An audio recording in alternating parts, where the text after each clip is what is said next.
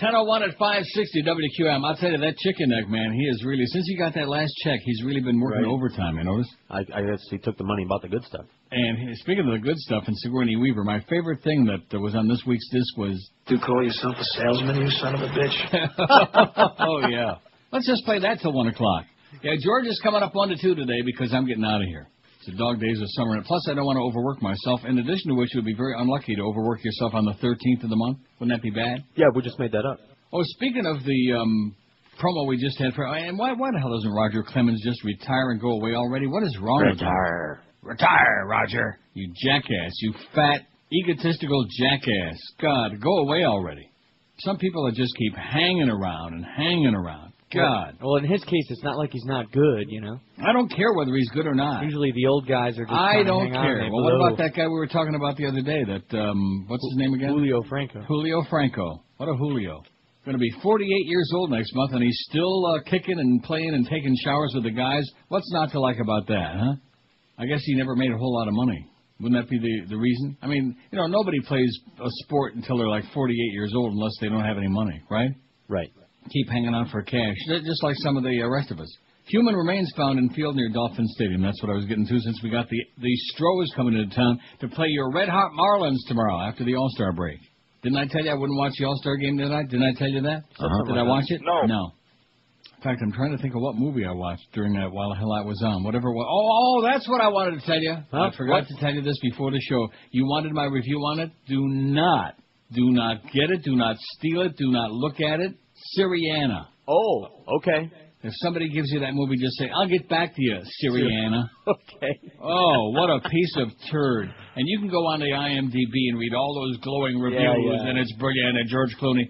The only reason you don't really notice that much that it's George Clooney is because he's got a beard the whole movie, and he's got this frumpy suit. He looks like a real schlumper, you know, even worse than me. And then Matt Damon is in there, and at the end of the movie, after he goes off and nearly gets himself killed in Saudi Arabia, he comes back to the wife and little kid, and it's so disjointed and all over the place, and it doesn't really say anything. You know, it would like to say something. And the message of the movie is that oil is what it's all about, as if we didn't know that, you know, oil and money and corrupt business people and corrupt business deals, and these Saudis are a bunch of ragheads, and that's it. And they teach the kids to be fanatics and hate the West, and it is so bad I can't even I would rather watch Last Days from beginning to end in its entirety than watch Syriana again. That's how bad it is. Seriously. It's one of those movies that everybody hypes up. Oh, and George Clooney is a genius, and oh my God, the acting sucks, and it's nothing. It's much ado about nothing, and it's very dark, and it's a lot of foreign language being spoken with the subtitles on the bottom. You know, they're speaking Arabic or whatever. It's just crap. All right, good. So please watch Fatso and the Great Santini, which I spent tons of my own money to get you those movies. And I guarantee you that either one of those movies is 100 times better than Syriana. If there's anybody in this audience that wants to tell me that Syriana was a good movie, much less anything beyond that, I think you need some mental... 3 or 4 calls from people that said, oh, yeah, Syriana, you got to... Syriana sucks, okay? It blows. It's garbage. I wouldn't wipe my ass with the film, okay? That's how bad it is. Would it leave a film if you did? Probably. A land surveyor working near Dolphin Stadium found the remains of an unidentified person in a field yesterday, near the stadium. How do you like that? Was it Jimmy Hoffa? Probably some plunger from Calder. They probably tossed him over the edge there, over by the stadium. Channel 6 said the remains and a pair of pants. Oh, man, that's the old joke at the track. How did you do today? Well, at least I left with my pants on, you know. Well, not that guy. No. Oh, I guess he did. Were found near Northwest 191st Street and 24th Avenue in a field across from Miami Gardens Police Station. The field is often used for dirt bikes and ATVs. The Dade County Medical Examiner's Office scheduled to perform an autopsy after the body is removed from the field today to try to determine who the person is and what happened to him or her or it. Wow, not exciting or what? Speaking of him or her or it, I understand we got some new personnel at QAM. Yes, we do. All kinds of salespeople. Yeah, that's what Chris Jones was telling us this morning. He says, hey, y'all, how you doing, y'all? Yeah, he's done quite a turnover there in the sales department. The only ones we got left now, we got Todd Dreck, which is very sad, and we got Troy. And who was the other one? That's it. I guess. We're done. Wow. Turned over that whole sales department. Yeah. House cleaning. Wow. And just, I should mention this. You call yourself a salesman, you son of a bitch? Yeah. Also want to say right off the bat today, thank you, Mr. President, for those low, rock-bottom gas prices. Oil surged to a record high near $76 a barrel today on renewed worries over supply from major exporter Nigeria, and as the conflict between Israel and Lebanon heightened international tensions. Oh, boy. Oh, my God. They're at it again. The Israelis, they're bombing like crazy, and the Lebanese are throwing back a couple of rocks, and, it's bad. Geopolitical tensions have stepped up. We're moving on to a new phase in Iran and Israel, said Mike Whitner of investment bank Callion. In the end, geopolitical risk is about a current supply disruption getting worse or a new one happening. U.S. crude, and that's the apt word for it, man. It's crude, all right. Hit a record $75.89. Just when you thought you were going to get used to $3 a gallon gas, start thinking more like $4, okay? Start thinking $4 right now. Maybe by next summer. $8. Yeah, something like that. So at $4, let's see, if you have an 18-gallon tank, that would be $72 to fill up your tank. Thank you, Mr. President, for those low. Now that we occupied Iraq and hooked up to the oil fields, not. And, of course, we knew that because they have all of that oil there, they were going to be able to pay for the whole deal themselves. Remember that? Another lie, another gigantic lie? All these billions and billions, soon-to-be trillions of dollars that you, the poor sucker taxpayers, are paying for this occupation and the bloodbath and human sacrifice. In Nigeria, 2 suspected explosions at a crude pipeline operated by AGIP, a unit of Italy's Eni. Oh, AGIP. I see those gas stations in Italy all the time. See? Isn't that something? A unit of Eni. A JIP? Caused oil spills, Nigerian officials said. Eni denied reports of sabotage and extensive oil spills and said damage would be repaired soon. If I hear one more word about that stupid-ass Zizi, whatever his name is, that damn French soccer player, I don't care what he said, what the Italian guy said. I don't care what he did. Who cares? Right? On and on and on. All about that stupid head. But Royal Dutch Shell has already had to shut down 473,000 barrels per day of Nigerian supply, almost a quarter of output in Africa's top oil supplier because of attacks by rebels. Adding to Middle East tensions, Israel struck Beirut airport and blocked Lebanese ports on Thursday. Nice to see, though, that the Palestinians are getting 1 square meal a day by candlelight in the dark. I thought it was rectangular. Well, not too much, not much to it. And I hear the rumor is that it's trafe. Oh. Here's George's poll from yesterday. What should be illegal? 1,110. You know something? What you left off? A lot. No, this would have gotten my vote. Sports Talk Radio. Oh, can I change my vote? Can we do it over? Wouldn't that have been a good one? See, I'm the poll man. I'm the poll man. Remember that song Soul Man by Sam and Dave? There's the one that Boca Brian ought to be singing. The poll man. That's me. That's what I heard. Area of expertise. From all over the world. That's right. That's correct. I'm the poll man. What should be illegal, you asked? Lying on the news, 338. Now you're picking on Rupert Murdoch again and those wonderful people at Fox, who, by the way, own MySpace.com. Thanks for making me watch that DVD. I got all angered up. Which one? Oh, Outfoxed? Outfoxed. But it was worth watching, though. I kicked the puppy. And how about Bill O'Reilly on there? They make a jackass out of him, which doesn't take a lot of talent to do that, but nevertheless. Falafel. Only one time he told a guest to shut up, he says, and then they show about 400 clips of him telling him, shut up, shut up, shut up. It's a series of montages, and they're all great. Yeah, it's fabulous. He's a jackass. And by the way, his impact in South Florida on the radio still continues to be none, less than none. He still barely even shows on the Richter scale, and the number always starts with a 0. Lying on the news should be illegal according to you, 338. Oh, by the way, did you hear about Catherine Harris's plane? No, what about it? Driving while talking on a cell phone, 315. Well, that would put us out of business, so we certainly don't vote for that. Right. Public money for pro sports, I voted for that, 165. Enough of that crap. Subsidizing billionaires so that they can get their bats and balls. That's right. And take showers with the guys. Although Mark Cuban, even though he's a jackass, do you see he's putting Dan Rather on his cable thing in Texas? I did not. Well, if you would read our bedtime stories on our website, you'd have seen that. Okay. Speaking any language other than English, Incredible. 134. Well, that's the bug up the ass of South Florida once again. Speak it English. Quit with no pickety pani, okay? As the hatred just continues to flow, it's palpable. Yes. Don't you love that word? It's palpable. It is you can feel it. You can smell it. It's in the air. In fact, when Thunderclap Newman were singing There's Something in the Air, that was it. It was the hate in South Florida. Speak it English. Talking in the movie theater, and, of course, especially in a language other than English, 66. Oh, death penalty. Sideways hats, 47. That's a punk thing. Yeah. I didn't even know what you meant by that, but then when you explained it to me, stop already. Sideways hats. That's like, your pants down to your It's all knees part of it. We should have put that whole on thing, Look how cool I am. As cool as a frog's fart. Serving cold fries, 34. I would say that eating fries should be illegal in the first place because that's going to kill you. Fried in those trans fats, man, deep fried in there. Just a tumor waiting to happen every bite. Cancer. And cowboy boots, I guess Josh has got to bug up his ass about cowboy boots, 11. Yeah, he's got to boot up his ass about it. Is that what it is? Mm-hmm. What's that all about, boot? It was more of a joke, but yeah. No, see, he was just kidding you, and you go ahead and put it on the poll. Well, that's right. That's how if you would have put Sports Talk Radio on there instead of cowboy boots, I guarantee you would have had more than 11 votes. Maybe you want to try it again. Huh? There's a thought for you. Now, we'd have made our 1,000 votes on the poll today if Eric would have put this poll on there sometime last night within reason, but I kept sending it. He's busy there at the Parliament House in Orlando. He is busy hanging with the guys, I guess. But we'll get to that.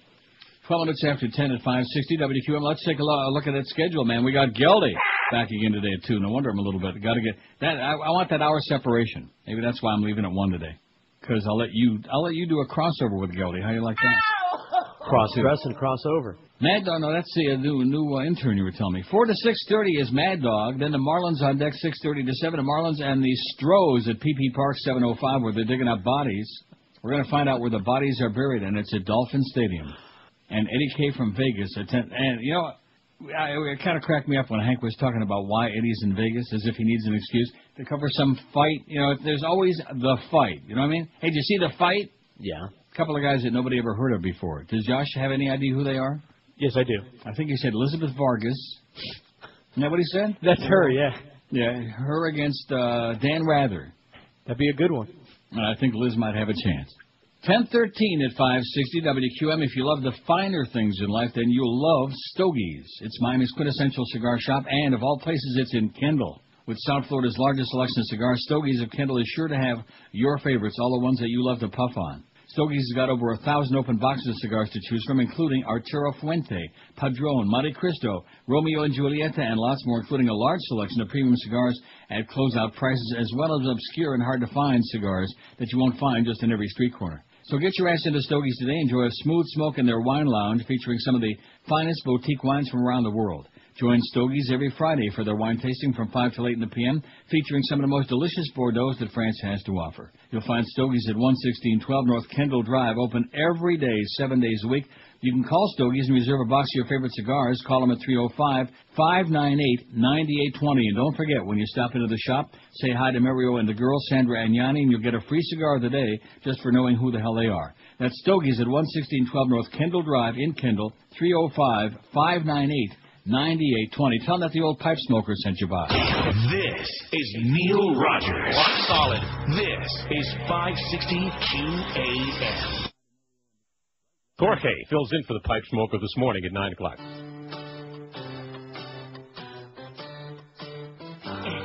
It's been brought to my attention that your ratings are dying now.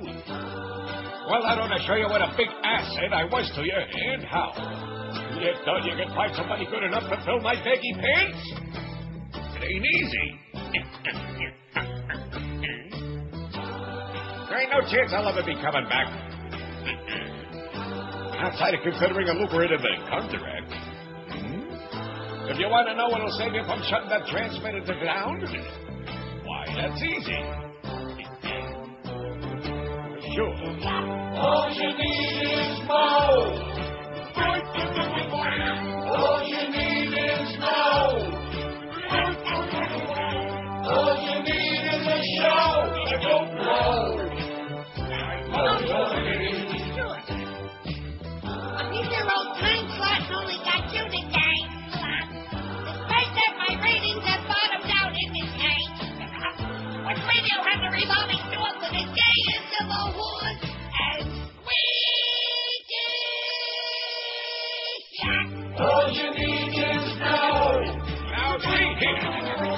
All you need is more. All you need is a show to go blow.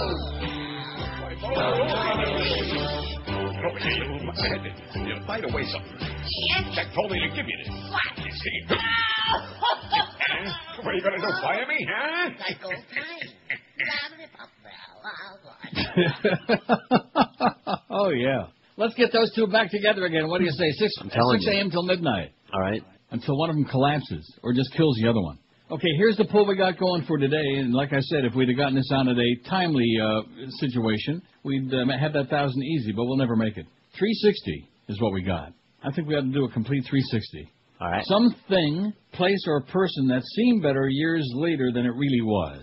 You know that whole thing about nostalgia and everything years That's later right. always, the mind plays tricks on you. Boy, The it sure was lens great of back in time. those days at 12 Corners in Rochester, at Winton Road and Monroe Avenue, at Earl's Drugs, getting your baseball cards and getting your haircut at the 12 Corners Barbershop. But that was so great. Although I will say this, Don and Bob's was great, and of course that's the reason that's the problem with nostalgia. All the things that really were great, they're not there anymore. Right. Like the famous restaurant on Miami Beach, that was great. There was nothing imaginary about that, and it's long gone.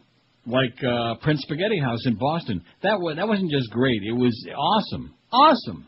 Long gone, and all of these things. Anyway, some thing, person, or place that seemed better years later than it really was, the nostalgia thing. I hate this poll 57. I can't believe that. I thought this is a great poll. How is that possible? You don't think this is a good poll? It is. They're just deciding to vote that Oh, now. get out of here. I hate this poll my ass. Yeah, well. What is that? What a bunch of lunkheads. I'm telling you. Early sex experiences, 47. High school, 46. Let's tie those two together. My hometown, 31. Yeah, I was telling you before the show day, like Rochester. What's the big deal with Rochester? It's a horseball town. When you live there, when you're a kid growing up there, you think, man, this is a big city. Wow, this is a... And then you realize years later it's a podunk little hole in the wall. It's crap. Even Eastman Kodak is barely even there anymore, I think. What's the big deal with Rochester? They got the Lilacs. No more Don and Bob's, at least not the one in Brighton anyway. So who the hell wants to go there? Do you want to go to Rochester? For free. They tried that ferry, if I can use the word, across Lake Ontario between Toronto and Rochester, and they shut that down about 10 times already because, there were people coming to Toronto, but who the hell wants to go to Rochester? Did you try that ferry? No, I've tried them all. Okay. Early sex experiences, 49, speaking of that. High school, 48. My hometown, 32. Early TV, 26. And, of course, you can tell... when you watch like on Nickelodeon and some of these other old-time movie channels, and you watch some of those shows, now some of them are still good. Correct. But most of them, man, oh, God. You think, that's all that was available. Like the old Today Show, you won't see that no more with like Dave Garroway and Jack Lescoulie and Frank Blair in the news and J. Fred Muggs the Chimp. I mean, and the first Tonight Show with Maury Amsterdam. I bet you if you watch that right now, you'd just keel over. Probably. Of course, if you watch the one that's on now with Jay Leno, you'd keel over, too. Early TV, 26. Most of it was crap. But it was, it's what we had at the time. Top 40 radio, 25. The 80s, 25. JFK, 20. College, 20. The 70s, 19. The 60s, 18. Hitchcock movies, 11. See, I didn't put like Rear Window or individual movies, because if we did that, we could put like, we could spend a whole poll with listening to every movie or TV show. Right. So I, put groups on here, categories. Detroit, 7. Yeah, it was crap. The 50s, 5, because most of us aren't old enough. Well, most of you aren't old enough to remember the 50s, but I sure do. The 50s was very bland. It was very boring. It was Ozzie and Harriet. It was Father Knows Best with Robert Young. Medic with William Shatner and Richard Boone. How come I'm thinking TV shows? I don't know. It was Rear Window with Jimmy Stewart and Grace Kelly and Raymond Burr and Thelma Ritter. In other words, it was boring. 50s were boring. But sometimes boring isn't all that bad, as compared to other stuff like what's going on now. There are worse things, that's right. Yeah, we did still have a few freedoms. New York has got 5 votes. That was a late ad. And Harry Truman's got 4. Now, did you see the thing? Was that in Why We Fight about Truman and about the fact that the Japs wanted to surrender, and he was hell-bent on showing the world that we had the bomb and we were going to use the bomb, and we did use the bomb, and not just once but twice? Right. So, you want to surrender? We don't think so. Now, you surrender when we want you to surrender. How's that? Is it good now? Can we do it now? Truman. Yeah, well, 391 votes on there, so we'll do whatever we'll do. And I'm sure that there are a lot of add-ons to this poll there. But the idea that I hate this poll is leading here, that's pathetic. It's got 16% of the votes. I hate this poll. That's the new creep of the season now. Get out of here. That's just because you had a horrible poll on Friday. That's what I voted on Friday for your poll. I hate this poll, and won by a landslide. I'm telling you. What? That's what they're deciding to vote for now. Did they vote for that yesterday? No. Was it even on there yesterday? No. I don't think you even put it on there yesterday. No. I forgot somehow. You forgot to put that on there yesterday. Well, see, now you would know. So you leave it to me, and then you'll say, see, there's the old man's poll on there. They hate it. It's not about that. What is it about? It's about the fact that... Oh, is that what it is? Yeah. because the word hate is involved in there? I hate this poll? Because it's just children left in town right now. Oh, overgrown idiots? That's you mean right. like the ones that call, like QAM, hello? Hi, John. Yeah, well, you're right. You got a good point. See, there was no doubt. There was no doubt in my mind. He needs to be, like I said the other day, taken out. I can't believe you still haven't done it. Put him in the desert and don't give him a map. Just get rid of that creature, whatever it is. Take him fishing. Maybe you could hire him and the Thing. Remember the Thing? That, right. Yeah, get the two of them in there together. And then the new, whatever it is. Oh, boy. Thank God I'll never darken the door of that building again. Never once again will you won't see my ass in there or the rest of me either. Isn't that exciting? And then afterwards you tell me about the toilets in there overflowing and dripping down on the floor below. I haven't checked it out today yet.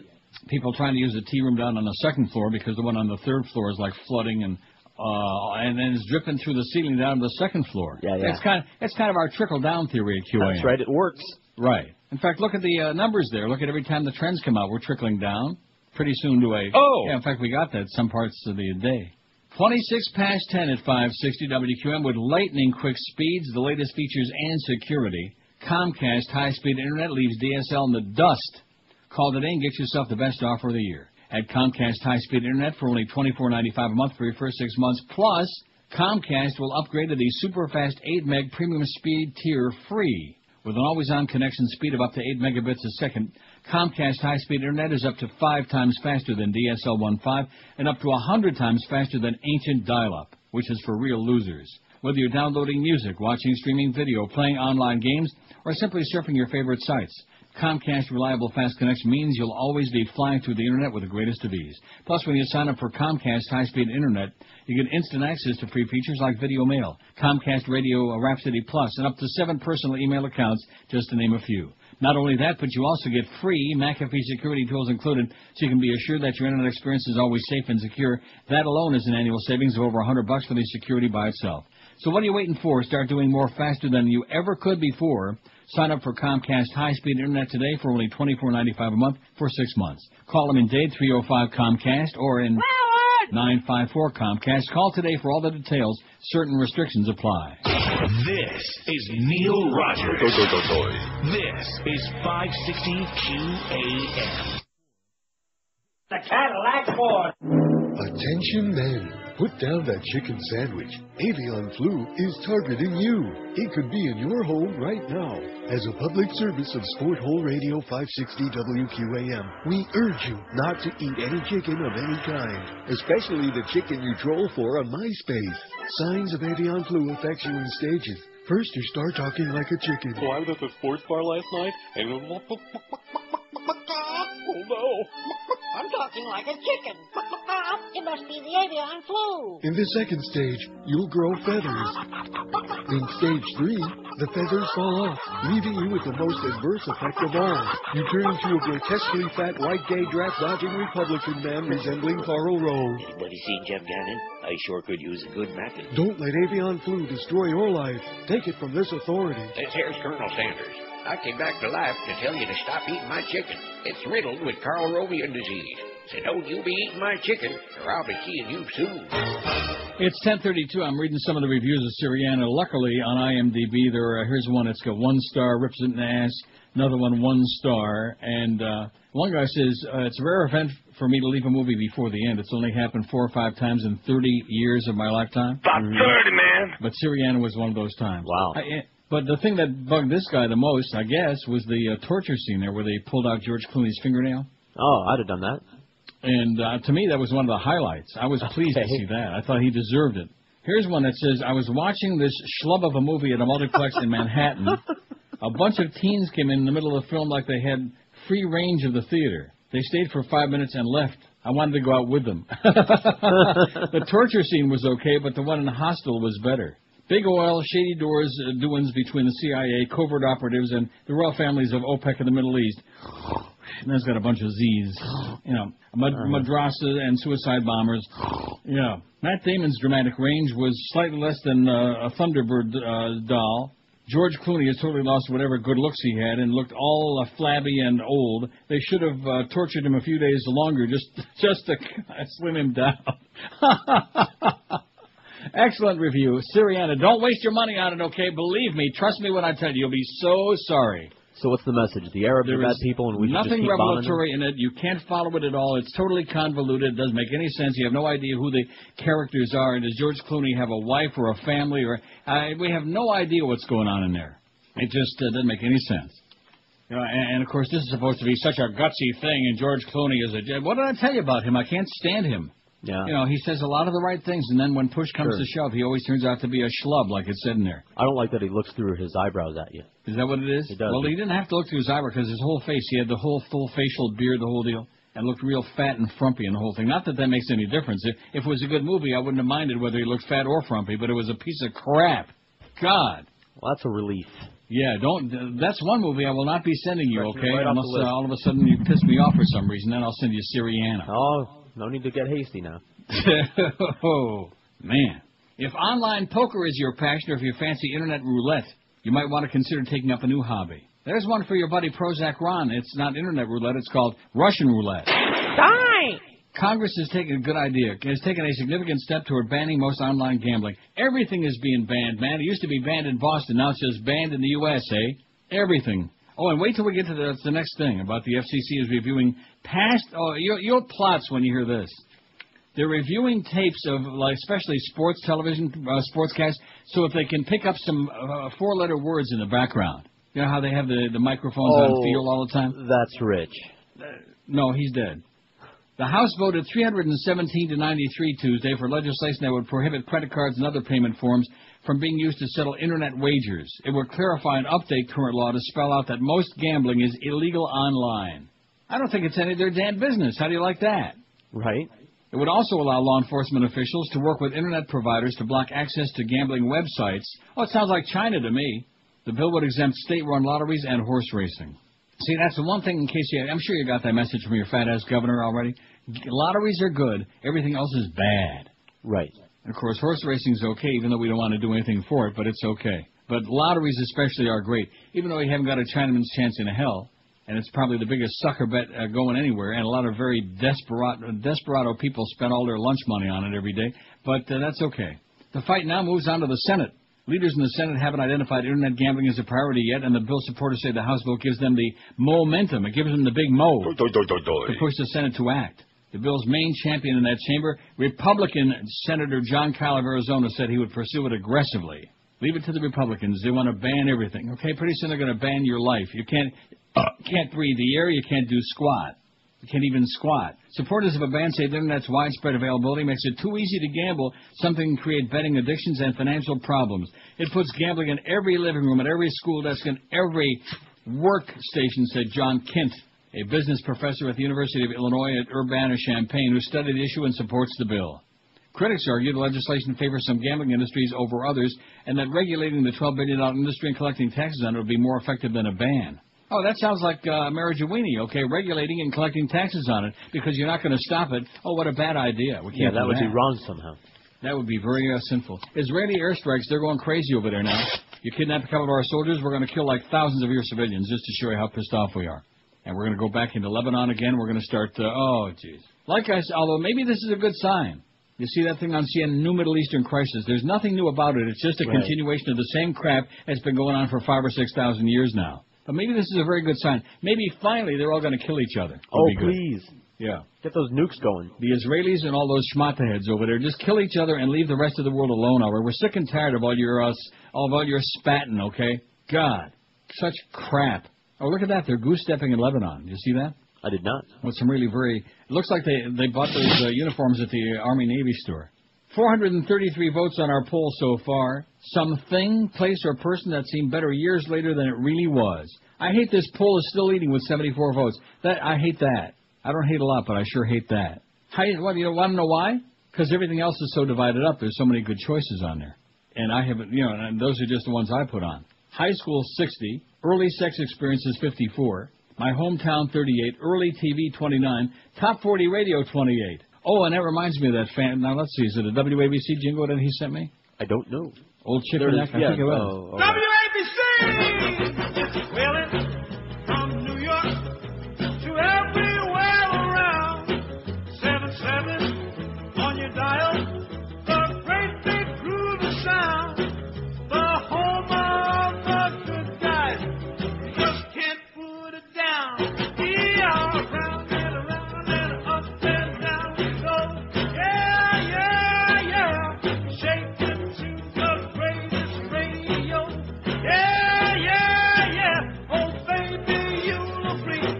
know it's WABC.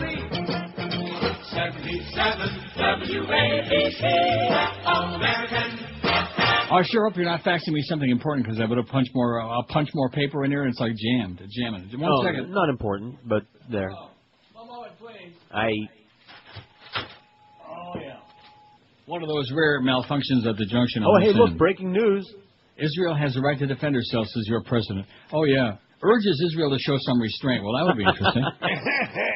Yeah, like, don't drop too many bombs on those poor ragheads. Let's see what this is that was so important. The South Park episode with Tom Cruise and John Travolta is closed. In the closet. This is bad writing. In the closet will be replayed because the episode has been nominated for an Emmy. All right. Oh, all right. Excellent. That's one of the great TV shows in the history of mankind, that particular South Park episode. And, of course, don't leave out R. Kelly, right? No. Otherwise, he might bust a cap in your head. Excuse me, but I do believe that sucked ass. So that's good. It'll be replayed finally. Maybe they got the cojones to put it on there again. Anyway, Top 40 Radio's got 28. Interrupted my pull for that great WABC Chubby Checker jingle. The 80s, 28. JFK, 23. College, 21. The 70s, 20. The 60s, 20. A lot of drugs. Hitchcock, and a lot of dead people. Hitchcock movies, 11. New York, 9. Detroit, 8. The 50s, 7. The Harry Truman, 4. Isn't that interesting how those are? How about, I don't know. I don't know how you would word it, because I don't want to list individual ones. Individual what? Restaurants, that are now gone. How would you say that? That sounds good. Restaurants that are now gone. Restaurants that are closed. That sounds kind of awkward, that's okay. Restaurants that are closed. Okay. They'll know what we're talking about.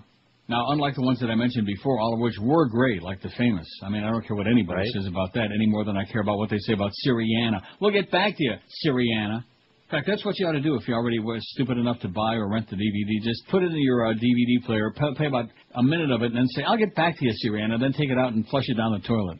18 before 11 at 560 WQAM. This may sound crazy, but experts now say you can lose weight in your sleep. According to ABC News and Good Morning America medical correspondent Dr. David Katz, there's convincing evidence that a good night's sleep can really pay dividends in terms of weight control. Studies point to 2 hormones regulating appetite which are in balance after people have had at least 8 hours of sleep. So call Dial-A-Mattress at 1-800-MATTRESS. They're open till midnight tonight. Save yourself a few bucks and shed a few pounds at the same time. Dial-A-Mattress offers you that unbeatable deal. They offer you 12 months financing, no payments, and no interest. Dial-A-Mattress has been ranked #1 in the world in overall customer satisfaction for a long time. I've been using them for years, and they offer you all the name brands like Sealy, Serta, Simmons, King Coil, Tempur-Pedic, Stearns, and Foster Hewitt. So call them today at 1-800-MATTRESS or click them on the web at mattress.com. 1-800-MATTRESS, M-A-T-T-R-E-S. Leave off the last S because it stands for Stupendous Savings. This is Neil Rogers. Ahoy! This is 560 QAM. Do you know who I am? I'm Mo Green. I made my bones when you were going out with cheerleaders.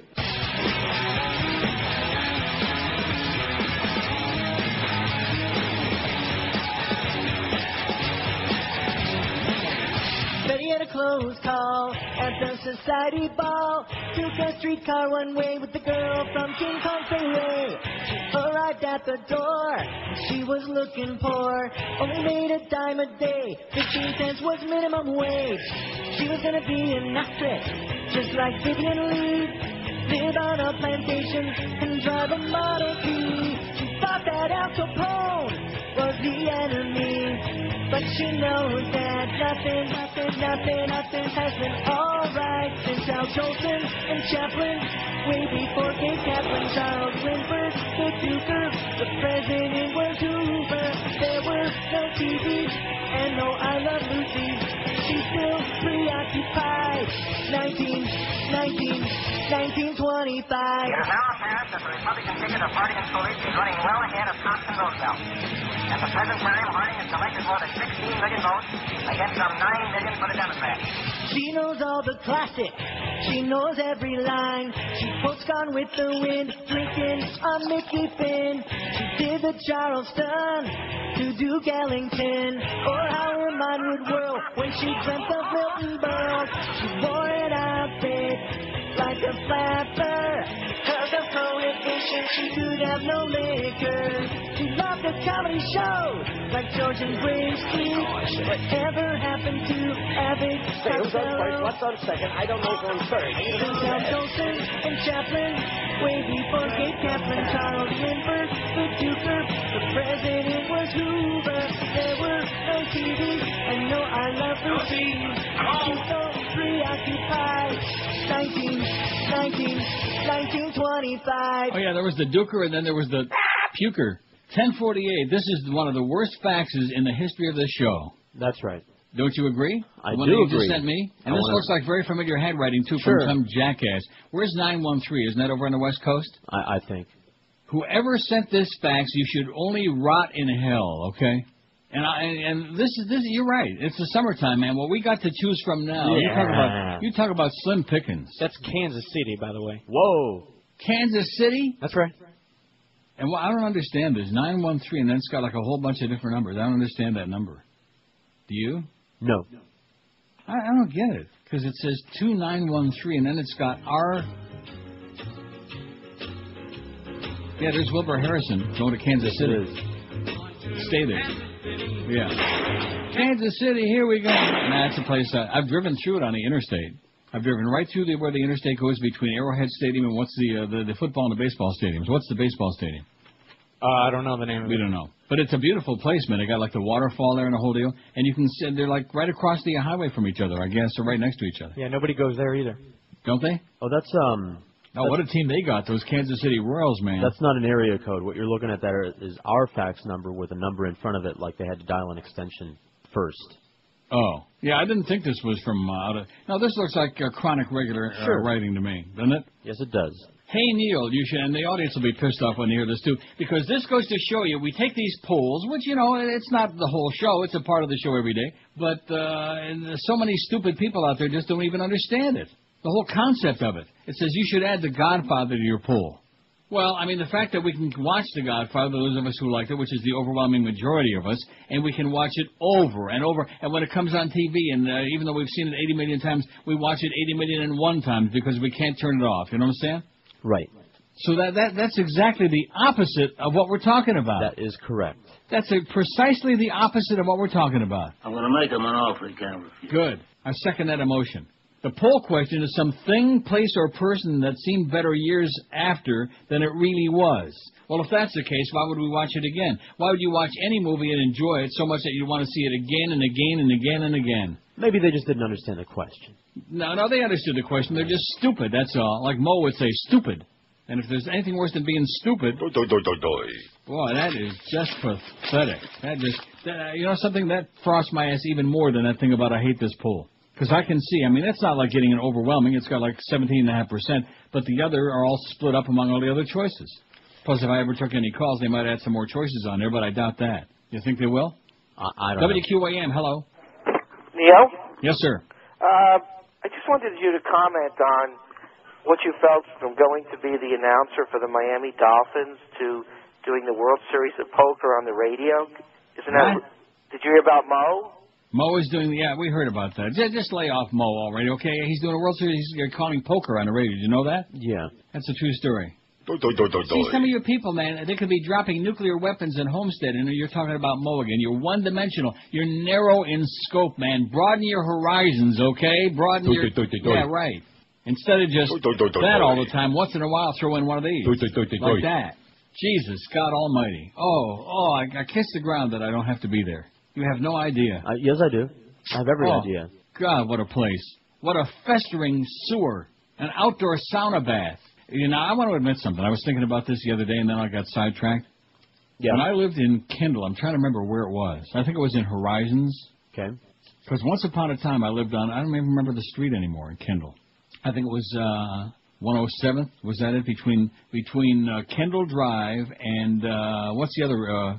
Is it Sunset? Miller, there's Sunset down there. No, Sunset. Like 70-something. Anyway, and I lived in a four-quarters habitat. Then I had a place like that. Then I finally bought a condo in Towngate on the corner there. But in between there, I lived in Horizons, which is an apartment complex. And they had an ice pool, and they had a sauna. Okay.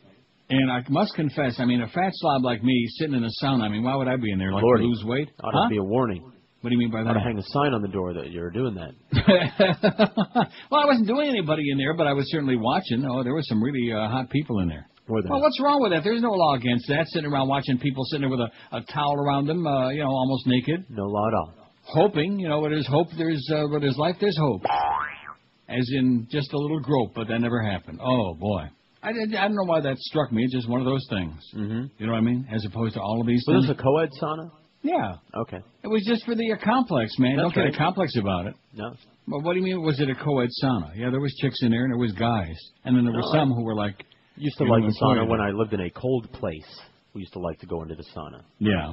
I didn't go in there like to get cold or To hot. get hot. Or, Yeah, you did. You went in there to get hot. That's absolutely right. Very steamy. Even if they didn't have the coals going, it was still kind of steamy in there. WQAM, hello. QAM. Yeah. Do you know that, George? Yeah, we know. WQAM, hello. Yeah. Yes. Listen, I'm not gay, but Yes, you are. Yeah, we believe you are. In fact, we're positive that you're gay. WQAM, hello. Hey, Neil, how you doing, buddy? Okay. Yeah, I'd like to add this to the poll. 60s and 70s porn. It was terrible, but back then you thought it was good, you know? Yeah, that's true. terrible. That's all, it's like I said, early TV. That's all that was available, so you thought it was really great. Yeah, and the women didn't shave back then. That was the main thing, So I wouldn't even look at it now. Even Harry Reams, if he would have shaved, it couldn't have hurt. Okay, thanks a lot, Pally. Harry Reams, what a name that is. At any rate, early porn. You want to put? We're putting early porn on there. That's a good idea. Yeah, early porn is excellent. Well, I mean, it wasn't excellent. Although I will say, I don't know. I've seen some. Yeah, I know. I've seen some, believe you me, but I don't want to go back through that again. 480 votes. Not that I've ever seen. Let's see. Restaurants that are now closed, 3. I look at the way that, I don't know. I'm not real happy with the way that looks on the poll, but we'll have to settle for it. They know what we're talking about. Restaurants that you thought were great back then. It's just kind of like Wolfie's, I mean, stop and think about that. Was Wolfie's really all that good? I don't know. I mean, I ate there a zillion times at all the various incarnations of Wolfie's, but was it really all that good? Probably not. It was certainly not like the Famous. I mean, the Famous was heads and shoulders above Wolfie's. I mean, the Wolfie's, the big thing was the floor show, the free floor show, the waitresses screaming and ripping off the apron and running out. I quit. This place is crazy. And all those old yentas in there. Man, what a clientele. Woo. Unbelievable. And I used to think that it was a chicken and the egg thing, like you didn't know which came first, whether the waitresses were just snotty, surly old bags, or whether it was the clientele that made them like that. I no longer have those doubts. Believe you me. If you had to put up with those kind of, oh my God, old yentas every day, you'd become bitter and hostile. Maybe that's why South Florida is so full of hate. So many nasty, hateful, old, rotten, miserable, like that, who do the death rattle all the time. Like that. Yeah, and the old people suck, too. By the way, the good news is that I got rid of my crocking there. Remember I had that for a few days? Yes, you did. It was lingering. That was getting very annoying, but I got rid of that. I think it was the springtime allergies. And now that it's no longer spring and it's the middle of the summertime and hotter than hell, it's long gone. 10:57 at 560 WQM. George is going to be on today from 1 to 2 because I'm bailing out. I'm getting out of here. I'm going away for a few days. Not that it would make any difference because I wouldn't be on again until Tuesday anyway, and I'll still be back on Tuesday, won't I? Right here in this chair. I hope so. Picture yourself cruising the waters of Biscayne Bay at sunset, the Miami skyline off the bow, Miami Beach behind you. But if you don't own a boat, that may be the best news of all because the smarter thing to do is call Club Nautico. Do it right now and rent yourself a boat at 1-800-BOAT-RENT. This is for smart people. The new Club Nautico on South Beach in Key Biscayne have got top-of-the-line Sea Ray boats ready to rent and ready to go. Exhilarating power boats, new models prepped and waiting for you. And their Sea Rays, the Mercedes of boats. Call 1-800-BOAT-RENT and Club Nautico will get you hooked up. Join the club at Club Nautico and save even more boat rental after boat rental. They do all the work for you. They take all that Saurus, all that Simus out of it. No preparations, no docking fees, no maintenance, no cleaning up when you're done, no hassles whatsoever. Considering the cost of owning a boat, you can't afford not to do it the smart way by choosing the new Club Nautico at South Beach in Key Biscayne. Call them at 1-800-BOAT-RENT right now. Club Nautico, they set the standard on the seas. 1-800-BOAT-RENT. This is Neil Rogers. This is 560 QAM. This is the Neil Rogers Show. This is your brain. Any questions? Goodbye, Kinley. We're dancing on your grave, and they ought to pave it over with the roadside trucker stop to give everyone a chance to squat. Rectum. In a screaming tribute that you're gone. for a urology. And in these times of seeing justice always fail, here's the only way we'll see it prevail. You'll find it difficult how to spend your money now. I hope they bury you face down, and to be followed by the rest of your bush bride family hoes. Absolutely. It would be thrilling if Jeff Skilling was dropped dead too. You were a well-connected, crooked executive who is now a lump of worm food. It's 11:01 at 560 WQAM. Sorry, Mo. Now, here's that story that you were sitting on the edge of your seat waiting for. That's going to get you very depressed and amazed and astonished. Although nothing should amaze or astonish no Mo. No, not after watching those movies you sent me. Well, just be glad I didn't send you Syriana. Yeah, I am. Maybe I already mentioned that about 400 times in the first hour. Let me mention it about 1,000 times this hour. You know what it reminds me of? Remember the movie Garden State? No. No, you remember me talking about it? Yes. It was on my cable, and it had like 85 stars on the bottom of the thing. It was one of the worst pieces of garbage, and then you told me that a friend of yours saw it and also said that it was, or maybe Josh told me. Yeah, a friend of mine saw it. Yeah, said it was the worst. Well, I guess your friend, but that was before Syriana came out. If you hated Garden State, if you despised Last Days, then you'll puke your guts out at Syriana. Okay. I mean, it's just all over the place. It just goes from here to there to back over here, and there's, and then he pulls out his fingernails, and he's torturing, and you're going to tell us this, and then he almost dies, and then all of a sudden he's back home again. We don't know how he got there, and quite frankly, we don't care. We're just looking at our watch waiting for this thing to end already. And this isn't one of those I turned off in the middle like Last Days. I did watch it from A to Z, from beginning to end, I must say, with much... because you're hoping, well, there must be something really fabulous on here for all these great reviews to be going on. Mm-hmm. There aren't. There ain't. It sucks. Anyway, speaking of things that suck, the FCC is continuing its investigation into indecency in broadcasting by requesting tapes that may contain profanity indirectly picked up by microphones at live sporting events. Have you... I'm going to read that sentence again in a second, but I want you to strap yourself in. Uh-huh.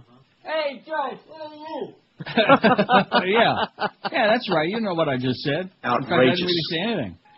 The FCC is continuing its investigation into indecency in broadcasting by requesting tapes that may contain profanity indirectly picked up by microphones at live sporting events. Then we're going to go back and find out of the 70,000 people in whatever that stadium was on that particular day, we're going to find whoever it was that said, "Hey, Ross, where are you?"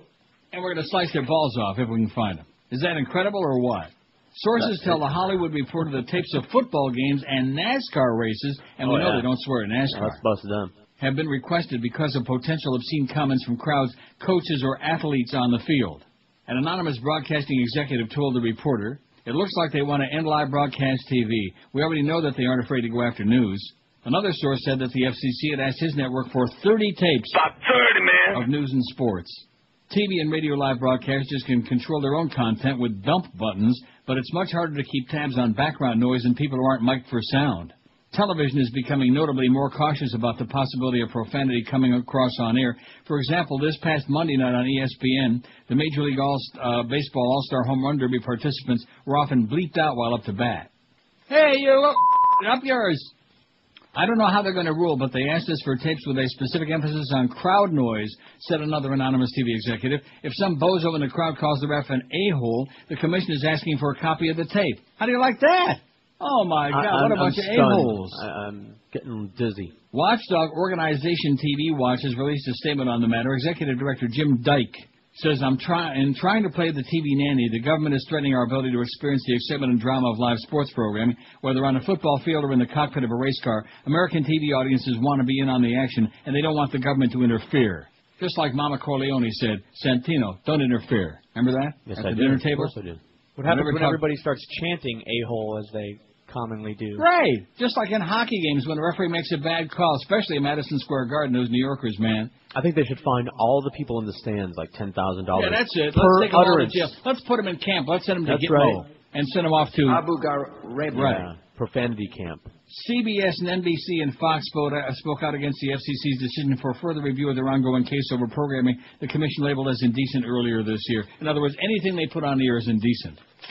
I'll tell you one thing, if it's on Fox, then you know it's indecent.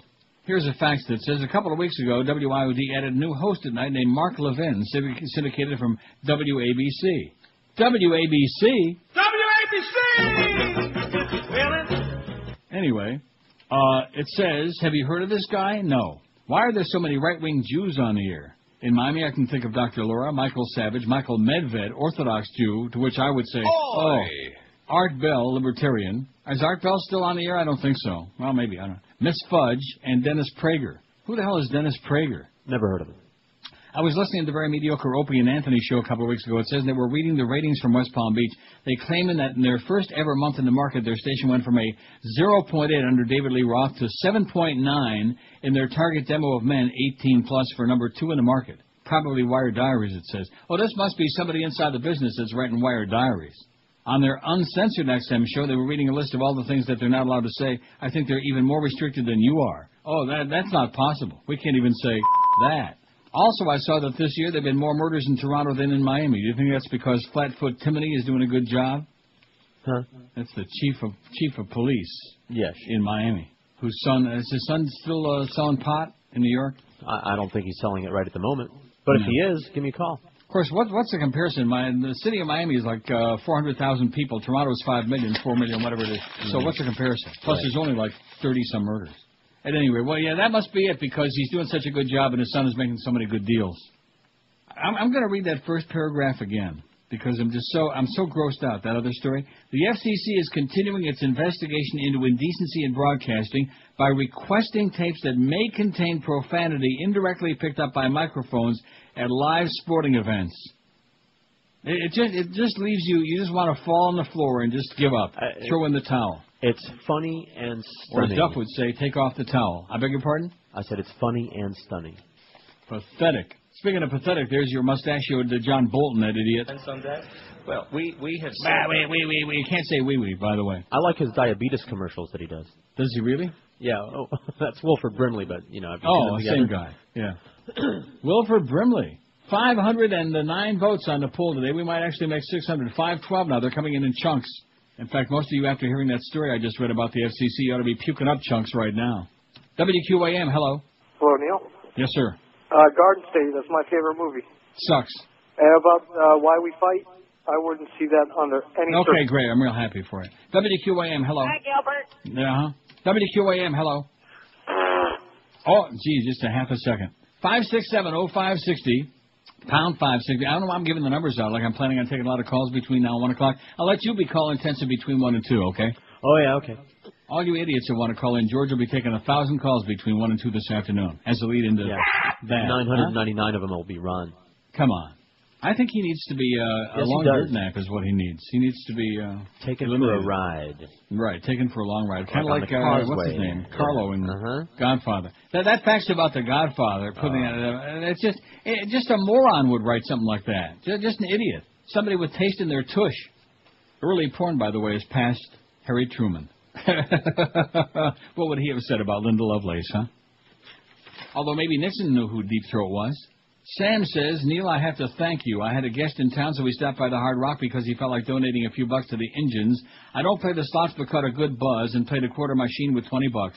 After 5 minutes, I hit the $250 jackpot. Thanks to you, I said, looks like this is a good machine, man. I played 5 more minutes, hit the $250 jackpot again. Then I ran out of there, to which he says, all right. Okay, good luck to you, Sam. Don't spend it all in one place. He found a good machine, man. He hit $500 and he ran the hell out. That's it. Take the money and run, man. Especially with them engines. Oh, boy. Wonder how Defoe feels about that. Engine killer. 12 minutes past 11 at 560 WQAM. We got Geldy coming up at 2 this afternoon. I don't know. He was on yesterday, too, I see. I was starting to get optimistic. Although starting in August, Mad Dog sometime is going to be on starting at 2. We don't know when or how or who or... I guess that all depends on how soon Joe Bell recuperates from his lobotomy, don't you think? And Chris Jones, our new sales mangler, came in this morning to report that we got 600 new salespeople back there in the QM sales department. All right. And if they don't close, they're out of here. Yeah. That's precisely what he said. He also said... You call yourself a salesman, you son of a bitch? You want to work here? Close. That's it. Close. The parking spots are for closers. Yeah. 12 minutes past 11 at 560 WQAM. Summertime is the perfect time to have a special romantic dinner at the Melting Pot. Let's face it, everyone gets in the doghouse now and then. Well, there's nothing like a melting pot fondue feast to get things back on track. It's personal, interactive, ends with luscious chocolate fondue desserts, man. It'll send your blood sugar skyrocketing just looking at it. What could be better than that? If you haven't dined at the Melting Pot lately, you're missing a really great experience. Now you can choose oil or broth cooking to suit your taste. Whatever you like, they got it. Choose from entrees like lobster, filet mignon, Cajun seasoned chicken, pork, duck, portobello mushrooms, and lots more. Pay attention! The dipping sauces at the Melting Pot are homemade and so good. Isn't it time you dipped into something different? The Melting Pot Fondue Restaurant, they're in Fort Lauderdale, North Miami Beach, Cooper City, Kendall, Coral Springs, and in Boca. Be sure and tell them that old Neil sent you by. The Melting Pot Fondue Restaurant, make tonight an unforgettable night at the Pot. This is Neil Rogers. Yes. This is 560 QAM. That's it? That's it. Your turn. What do you mean by that? You go, girl. But that's not the last spot in the break I got on my log here. It isn't? No, it is not. Home Depot. Did we already play the Home Depot? No. Well, how come we didn't play the Home Depot, man? I don't know. Are we not going to play it? I think that's it. What do you mean by that? Did we play Home Depot before this? Because I don't pay any attention. I don't listen to the commercials. I think you're playing these out of order just to kind of screw me up. I know that the Lord even loves Neil Rogers. God is great. We will bring great Satan to his knees. Let's stop rejoining. If you say no, we're gonna drop a bomb. Hey, Mr. Taliban, give me Bin Laden. If you say no, we're gonna drop a bomb. Captain Muhammad, here comes. He has to prepare for a holy war. A big jihad, jihad, jihad. Going to the jihad, don't be late. Coming in from every single terrorist state. Kabul, Yemen, Iraq, Iran. I'll be strapping on my suicide bomb. Let's rock. Praise Allah, let's rock. Got my beard and my long white smock. Going to the jihad rock. Shiite 2 says to Hamas 4, get the boys ready for a holy war. Fatah 2 says to Martyr 3, come on and kill some women and children with me. Let's rock. Praise Allah, let's rock. We don't want holla. Got my long white smock. I'm going to the jihad rock. Bin Laden hiding coming out of his cave. Taliban monkeys start to rant and rave. Black veiled women begging in the crowd. But buddies only know ladies allowed. Let's rock. Wreck 'em. Praise Allah, let's rock. Put on my bloody white smock. Going to the jihad rock. Quick, Mohammed, turn on CNN. Check latest American troop position.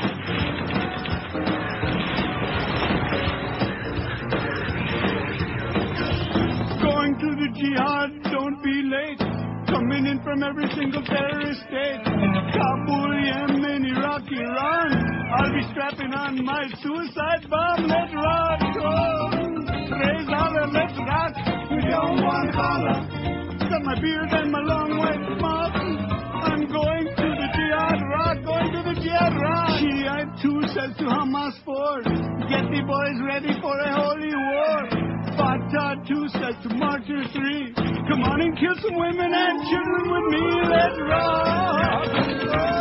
Praise Allah, let's rock. Got my beard and my long white smock. I'm going to the jihad rock. I'm going to the jihad. Bring great Satan to his knees. Kill the infidel swine. Kill them all. I'm dying over here.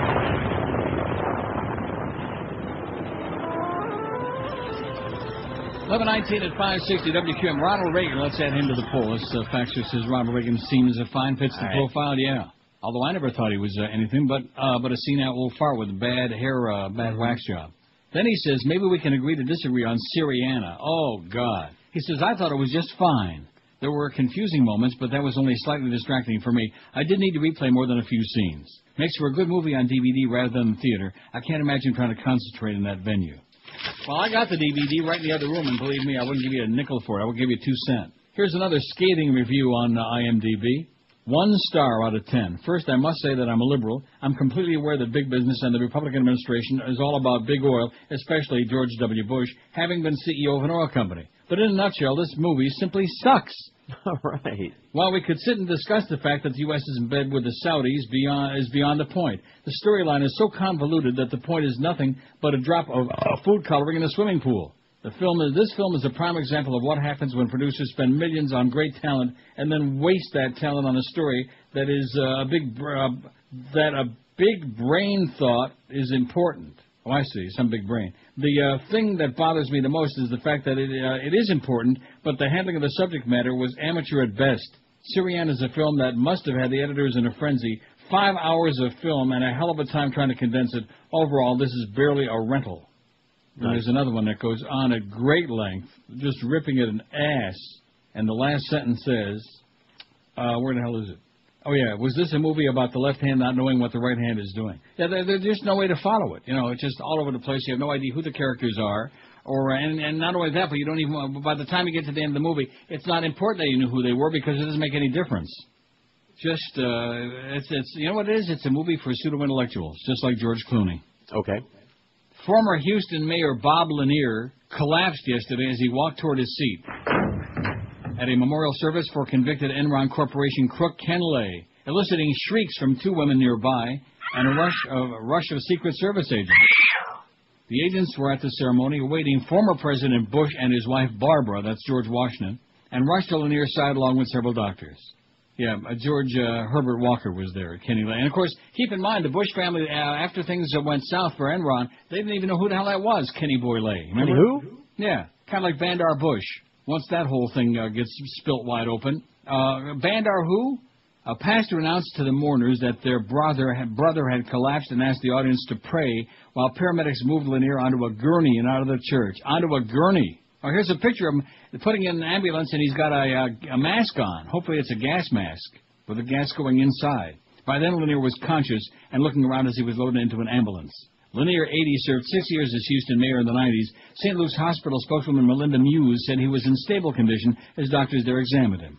Lanier had testified as a character witness at Lay's fraud and conspiracy trial, which ended May 25. He had praised Lay as being straight as a string with me, and said he never recalled seeing Lay do anything selfish. Straight as a string. Isn't that a great line? That's a great string. So when somebody says someone is gay, just say, oh, no, they're straight as a string. Yeah, but what if the string isn't taut?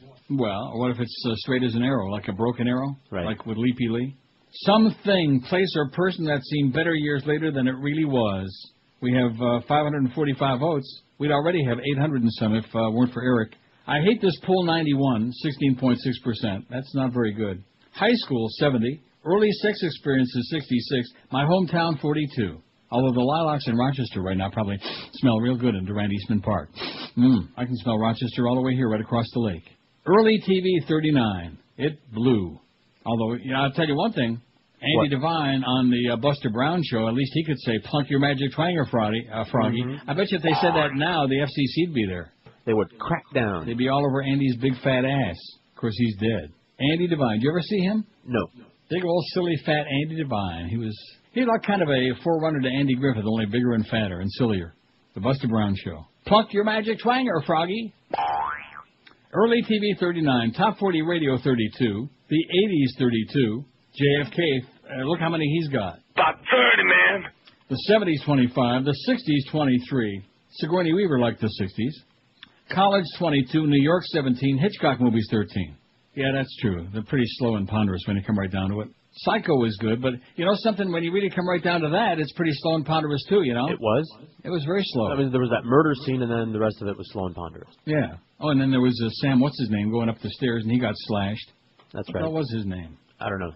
Hitchcock movies, 13. Early porn, 11. Oh, it was so bad, man. Deep Throat. Everybody talks about, what was the other one? Was it The Green Door? Not The Green Door. Yeah, Behind the Green Door. With, Behind the Green Door. Marilyn Chambers. Marilyn Chambers, right. And Deep Throat. Maybe two of the worst porno movies ever made. A lot of hair. Oh, God. And some on the men, too. Early porn, 11. The 50s, 9. Restaurants that are now closed, 8.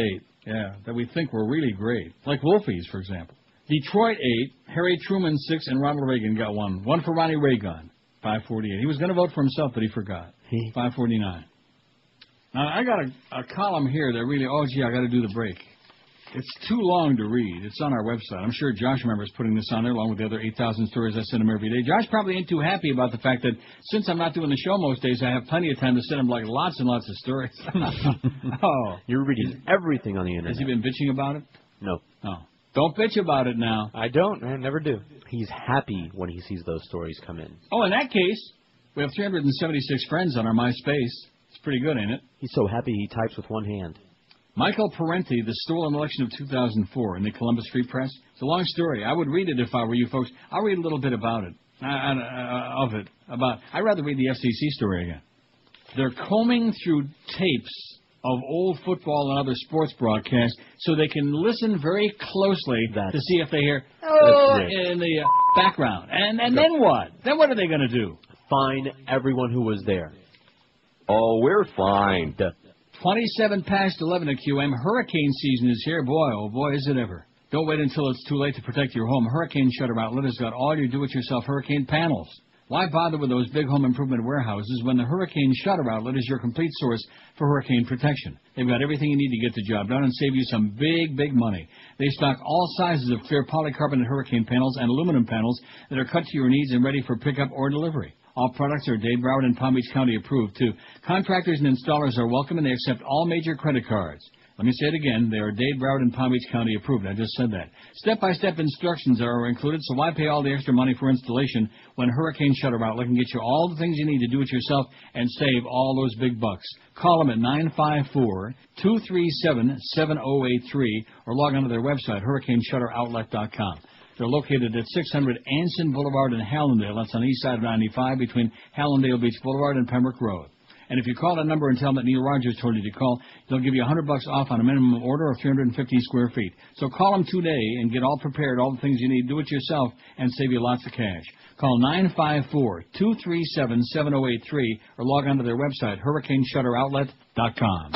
This is Neil Rogers. This is 560 QAM. Baby, launch a couple missiles toward a place we know. Absolutely. And aim 'em at a fella whose first name begins with O. There's one thing we all understand. Al-Qaeda won't be finished until we blow up Pakistan.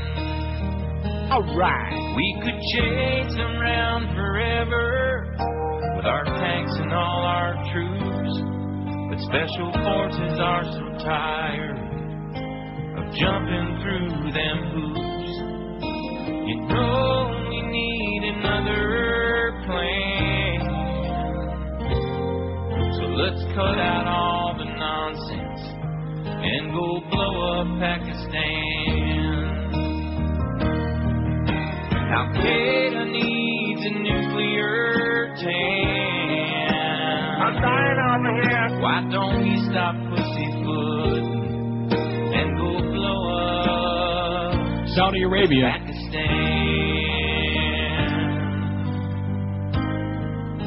All you freaking Saudis, man. Boom, boom. See, that's about the only good thing about Syriana. Not that we need it. You know, it's like reinforcing the fact that the sun is shining in the middle of summertime. Right. We don't really need that. It just reinforces the fact that the Saudis are the lowest slime balls on the face of the earth, and that, you know, they're the ones who invented these madrasas, and then they exported that to Pakistan, where they teach all these kids from the moment that they go to school nothing but, you know, the Quran, the most hateful parts they can find, and hating the West and repeating the same over and over and over, and they just indoctrinate them to be lunatics. And, of course, keep the people under their thumb and keep them living like schleppers and keep the women behind all those burqas and jerkas. And we already know all those things. So the idea that we needed like 2 hours and some odd minutes to watch this convoluted piece of turd, I just don't want to rehash it. And if you read any of the positive reviews on IMDb, it's all the same pseudo-intellectuals, man, raving 10 stars. And it's not just the story that it told, but the idea, the style, yeah, right. These are not people that go and watch a movie to get a story or to enjoy the movie. They're people who want to critique it, you know. Mm-hmm. Remember, like Lee J. Cobb said in The Exorcist to the priest. He says, do you like movies? I love to talk film critique. Mm-hmm. Remember that? Yeah. Answer the question, Father Paranoia. He was so good, Lee J. Cobb. Yes, just, you know. How's he doing? Dead. We'll get back. I may just read that whole thing. It might take me till about 4 o'clock. I'm only going to be on till 1 anyway. Maybe George will finish reading it. Read what? A federal grand jury has indicted former American Idol contestant Daniel James DJ Boyd. And, of course, I heard he was for the Boyds. But if you watch that show, I guess you know who he was, but we don't watch it. Did Josh ever watch that? I've never seen 1 second of American Idol. Either of us. No, I watched the auditions in the beginning, but I don't know who that guy is. Well, anyway, he's been indicted on child pornography charges, accusing him of videotaping sexual encounters with teenage girls. Oh, my God. The federal indictment was unsealed Tuesday against Boyd, 27, who was a semi-finalist on the popular TV show in 2004. He is charged with production of child pornography and possession of child pornography. The federal case stems from Boyd's arrest in West Valley City. That's in Utah last month. Oh, not a pervert in Utah. He's accused of having sex with 2 girls ages 14 and 15. Some of those sexual encounters, prosecutors claim, were videotaped. Sounds like R. Kelly to me. Sure does. Maybe that'll get him together with R. Kelly. Could bust a cap in his head. West Valley City police said they were made aware of Boyd's alleged sexual activities. I've got to watch that again. Yeah. The South Park. Yes, I just feel like watching it. West Valley City police said they were made aware of Boyd's alleged sexual activities with minors when they were contacted in June by the 14-year-old girl. The federal indictment states that Boyd engaged in sexually explicit conduct for the purpose of producing visual depictions of same. He is scheduled to appear in Salt Lake City's 3rd District Court July 25 for a preliminary hearing. Prosecutors allege he gave the girls booze before engaging in sex. Well, that's always a good idea. Since losing on American Idol, Boyd has been pushing his new album of pop hip-hop songs on his MySpace.com page. Oh! The site said that Boyd graduated from the University of Utah, is anticipating entering the field of entertainment law. Good plan. Since his arrest, fans have posted well wishes on the website. On his blog, Boyd's family wrote a message declaring there are 2 sides to every story and soliciting money for his legal defense.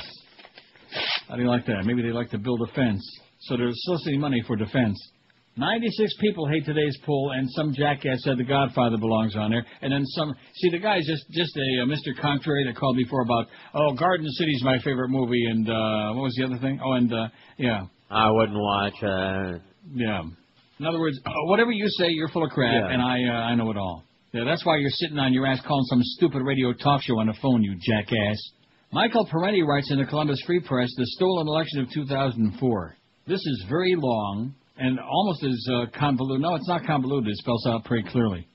Should I do it? I'm going to do it. Do it. The 2004 presidential contest between John Kerry and Republican George Bush amounted to another stolen election. This has been well documented by such investigators as Representative John Conyers, Mark Crispin-Miller, Bob Petrakis, Harvey Wasserman, Bev Harris, and others. Here is an overview of what they reported along with observations of my own, says Michael. Some 105 million citizens voted in 2000, but in 2004 the turnout climbed to at least 122 million. Pre-election surveys indicated that among the record 16.8 million new voters, Kerry was a heavy favorite, a fact that went largely unreported by the press. In addition, there were about 2 million progressives who had voted for Nader in 2000 who switched to Kerry in 2004. Yet the official 2004 tally showed Bush with 62 million votes, about 11.6 million more than he got in 2000. Meanwhile, Kerry showed only 8 million more votes than Gore got in 2000. To have achieved his remarkable 2004 tally, Bush would have needed to have kept all his 50.4 million from 2000, plus a majority of the new voters, plus a very large share of the very liberal Nader defectors. Nothing in the campaign and the opinion polls suggests such a mass crossover. The numbers simply do not add up. Absolutely. In key states like Ohio, the Democrats achieved immense success at registering new voters, outdoing the Republicans by as much as 5-1. Moreover, the Democratic Party was unusually united around its candidate, or certainly against the incumbent. In contrast, prominent elements within the GOP displayed open disaffection, publicly voicing serious misgivings about the Bush administration's huge budget deficits, reckless foreign policy, theocratic tendencies, and threats to individual liberties. 60 newspapers that endorsed Bush in 2000 refused to do so in 2004. In fact, 40 of them endorsed Kerry.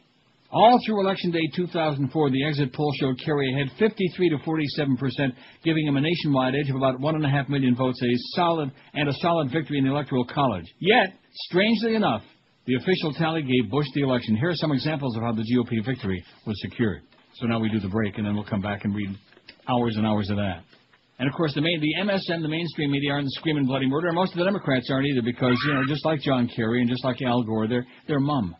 Somebody made them an offer they couldn't refuse. That's Maybe right. they threatened to pull out their fingernails like the Shah used to do. I'm sure that it's been done throughout history, but that's one of the most well-known, the Shah and the Savak in Iran. Our guy that we put in Iran. That's right. the Shah, after we got rid of Mossadegh.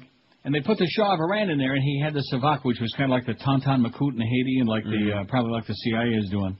And that was one of their favorite things, was pulling out people's fingernails to make them talk. So that's what you'll see. George Clooney gets his finger, and then you wish you saw all the other 9 pulled out too, because he deserved it, just for writing and directing and being in that movie. 19 till noon at 560 WQAM. Lobster Fest is back every Friday through Sunday at the Emerald Coast, the best Chinese buffet in South Florida by a mile. And they got 3 locations for you: Sunrise, Pembroke Pines, and Sunny Isles Beach. Everybody and their brother's got a Chinese buffet in town right now, but there's nothing like the Emerald Coast, only imitators.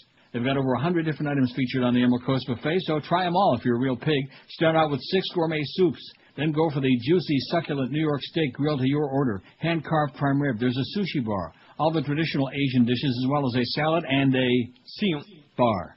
You won't know what to eat next at the Emerald Coast. And their dessert bar is spectacular during the week, but on the weekends, the 40-inch chocolate fountain will really make you drool all over your pantaloonies. You'll be hand-dipping strawberries, marshmallows, cheesecake, other decadent treats, and loads of milk chocolate for dessert. A perfect ending to a big pig out at the Emerald Coast. And don't forget, you won't walk out of there with a big MSG headache or any other ailments, because they use only the best. Only healthy, cholesterol-free canola oil, all their cooking, no cornstarch, no MSG, no crap.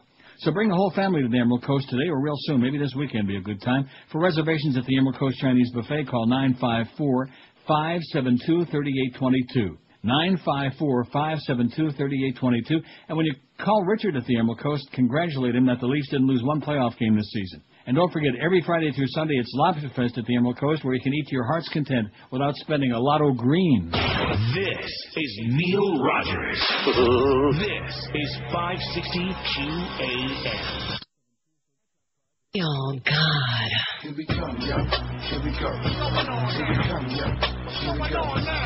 Evan Cohen here on WQAM. That was my obligatory rap song open to familiarize myself to you, the listening audience, on this, my live audition on the air. Many thanks to Clarence and Griepa for a delightful dinner and date last night. That was a wild grind under the Shaquille O'Neal poster over my headboard. I say Shaquille O'Neal in order to distance myself from those who just say Shaq in an attempt to establish my own identity. So thanks, fellas. You say I have the gift of gab as opposed to being ungifted in other ways. So let's talk intensive sports now, shall we? It provides nebbish yiddies such as myself an opportunity to feel accomplished in something they never could accomplish in their lives. Even in high school, when I would hide under the bleachers from the bullies and ogle the jocks, sneak into the locker room to inhale yellow laundry. I am glad to be sitting down after last night with Clarence and Griepa. All day I have been walking like William Boyd. We'll be right back with more broadcast professionalism after these words from Astroglide. The following program is brought to you by Astroglide. Rectum. 11:47, 13 till noon at 560. I could just play that and listen to that all day, you know? Yeah, it's a classic. It is, and each line in there requires a little bit of, it's kind of like Syriana, you have to, like, analyze it. Anyway, getting back to this, I'll read that last paragraph again and then go through, like, lots and lots of this, and you'll all be in a coma. But nevertheless, because the mainstream media, like I said, doesn't even acknowledge this. They don't talk about it. They don't want to know from it, because it's, like you said, they've already sold out anyway, so why the hell... That's Plus, right. not only that, but then they'll start getting fined at it again. And the FCC will find all those tapes, all those sporting events, and God only knows what else. All through Election Day, 2004 exit poll showed Kerry ahead 53 to 47%, giving him a nationwide edge of 1.5 million votes and a solid victory in the Electoral College. Yet, strangely enough, the official tally gave Bush the election. Here are some examples of how the GOP victory, that's in quotes, was secured. In some places, large number of Democratic registration forms disappeared, along with absentee ballots and provisional ballots. Sometimes absentee ballots were mailed out to voters just before Election Day, too late to be returned on time, or they were never mailed at all. Overseas ballots, normally reliably distributed by the State Department, were for some reason distributed by the Pentagon in 2004. Nearly half of the 6 million American voters living abroad, a noticeable number of whom formed anti-Bush organizations, never received their ballots or got them too late to vote. Military personnel, usually more inclined towards supporting the president, encountered no such problems with their overseas ballots. Voter Outreach of America, a company funded by the Republican National Committee, collected thousands of voter registration forms in Nevada, promising to turn them over to public officials, but then systematically destroying the ones belonging to Democrats. Tens of thousands of Democratic voters were stricken from the rolls in several states because of felonies never committed or committed by somebody else or for no given reason. Registration books in Democratic precincts were frequently out of date or incomplete.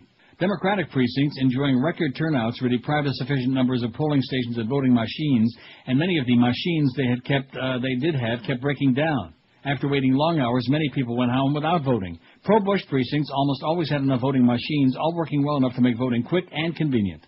A similar pattern was observed with student populations in several states. Students at conservative Christian colleges had little or no wait at the polls, while students from liberal arts colleges were forced to line up for as long as 10 hours, causing many to give up and not vote.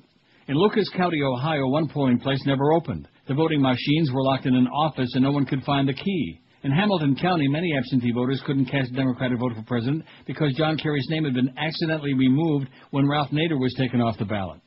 A polling station at a conservative evangelical church in Miami County, Ohio, recorded an impossibly high turnout of 98%, while a polling place in Democratic inner-city Cleveland recorded an impossibly low turnout of 7%.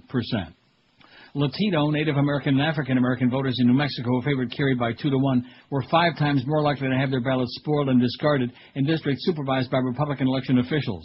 Many were given provisional ballots that subsequently were never counted. In these same Democratic areas, Bush won an astonishing 68-31% upset victory. One Republican judge in New Mexico discarded hundreds of provisional ballots cast for Kerry, accepting only those that were for Bush. Can I read that last sentence again? Could you? One Republican judge in New Mexico discarded hundreds of provisional ballots that were cast for Kerry, accepting only those that were for Bush. Cadres of right-wing activists, many of them religious fundamentalists, were financed by the Republican Party. Deployed to key Democratic precincts, they handed out flyers warning that voters who had unpaid parking tickets, an arrest record, or owed child support would be arrested at the polls, all, of course, untrue. They went door-to-door offering to deliver absentee ballots to the proper office, announcing that Republicans were to vote Tuesday, Election Day, and Democrats on Wednesday. Cute. Democratic poll watchers in Ohio, Arizona, and other states who tried to monitor election night vote counting were menaced and shut out by squads of GOP toughs.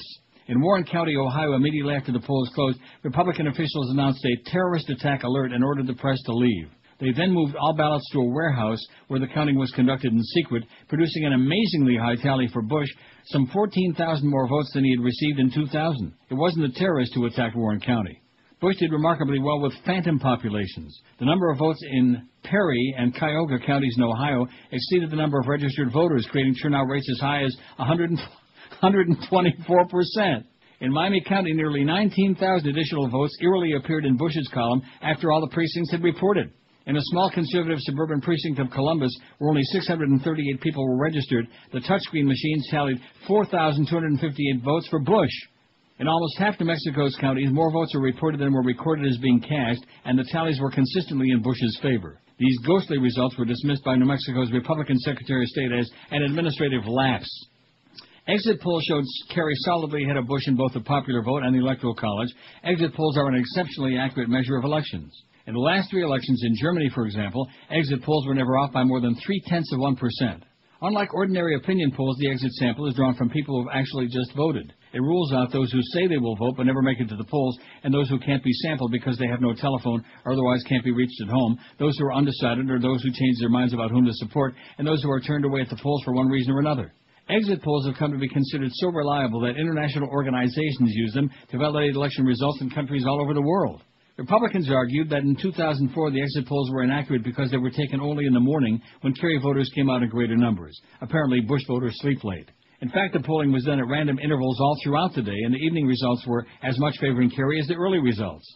It was also argued that pollsters focused more on women who favored Kerry than men, or maybe large numbers of grumpy Republicans were less inclined than cheery Democrats to talk to pollsters.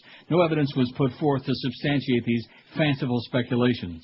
Most revealing, the discrepancies between exit polls and official tallies were never random, but worked to Bush's advantage in 10 out of 11 swing states that were too close to call, sometimes by as much as 9.5% as in New Hampshire, an unheard-of margin of error for an exit poll.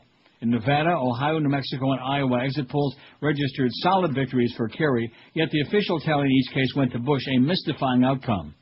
In states that were not hotly contested, the exit polls proved quite accurate. Thus, exit polls in Utah predicted a victory for Bush 70.8% to 26.4%. The actual result was 71.1 to 26.4, almost exactly the same. In Missouri, where the exit polls predicted a Bush victory of 54 to 46%, the final result was 53 to 46%.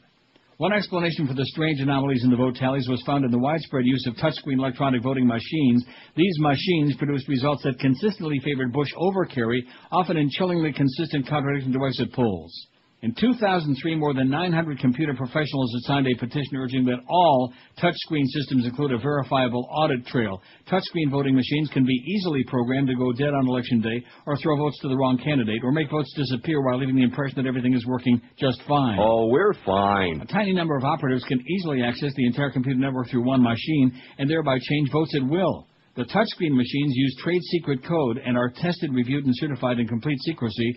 Verified counts are impossible because the machines leave no reliable paper trail. Since the introduction of touchscreen voting, mysterious congressional election results have been increasing. In 2000 and 2002, Senate and House contests and state legislative races in North Carolina, Nebraska, Alabama, Minnesota, Colorado, and elsewhere produced dramatic and puzzling upsets, always at the expense of Democrats who were ahead in the polls. In some counties in Texas, Virginia, and Ohio, voters who pressed the Democrat's name found that the Republican candidate was chosen. I told you a friend of mine did that in Florida, in Broward County, pressed the Kerry, and it came up Bush, and you had to, I told you that. Yes, you did. In Cromwell County, Texas, 3 GOP candidates won by exactly 18,181 votes apiece, a near statistical impossibility.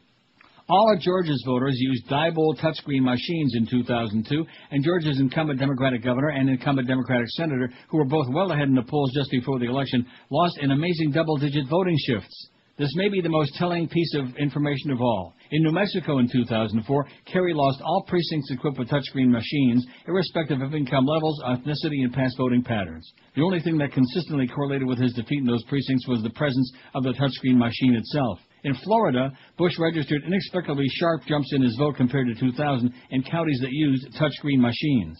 Companies like Diebold, Sequoia, and ES&S that market the touchscreen machines are owned by militant supporters of the Republican Party. These companies have consistently refused to implement a paper trail to dispel suspicions and give instant validation of the results of electronic voting. They prefer to keep things secret, claiming proprietary rights, a claim that's been backed in court. Election officials aren't allowed to evaluate the secret software. Apparently, corporate trade secrets are more important than voting rights. In effect, corporations have privatized the electoral system, leaving it easily susceptible to fixed outcomes. Given the situation, it is not likely the GOP will lose control of Congress come November. The two-party monopoly threatens to become an even worse one-party tyranny. This is Neil Rogers. Oh, my God. This is 560 QAM.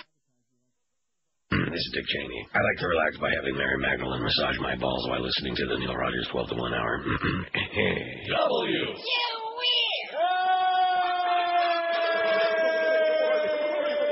Miami, Florida. This is WQAM Music.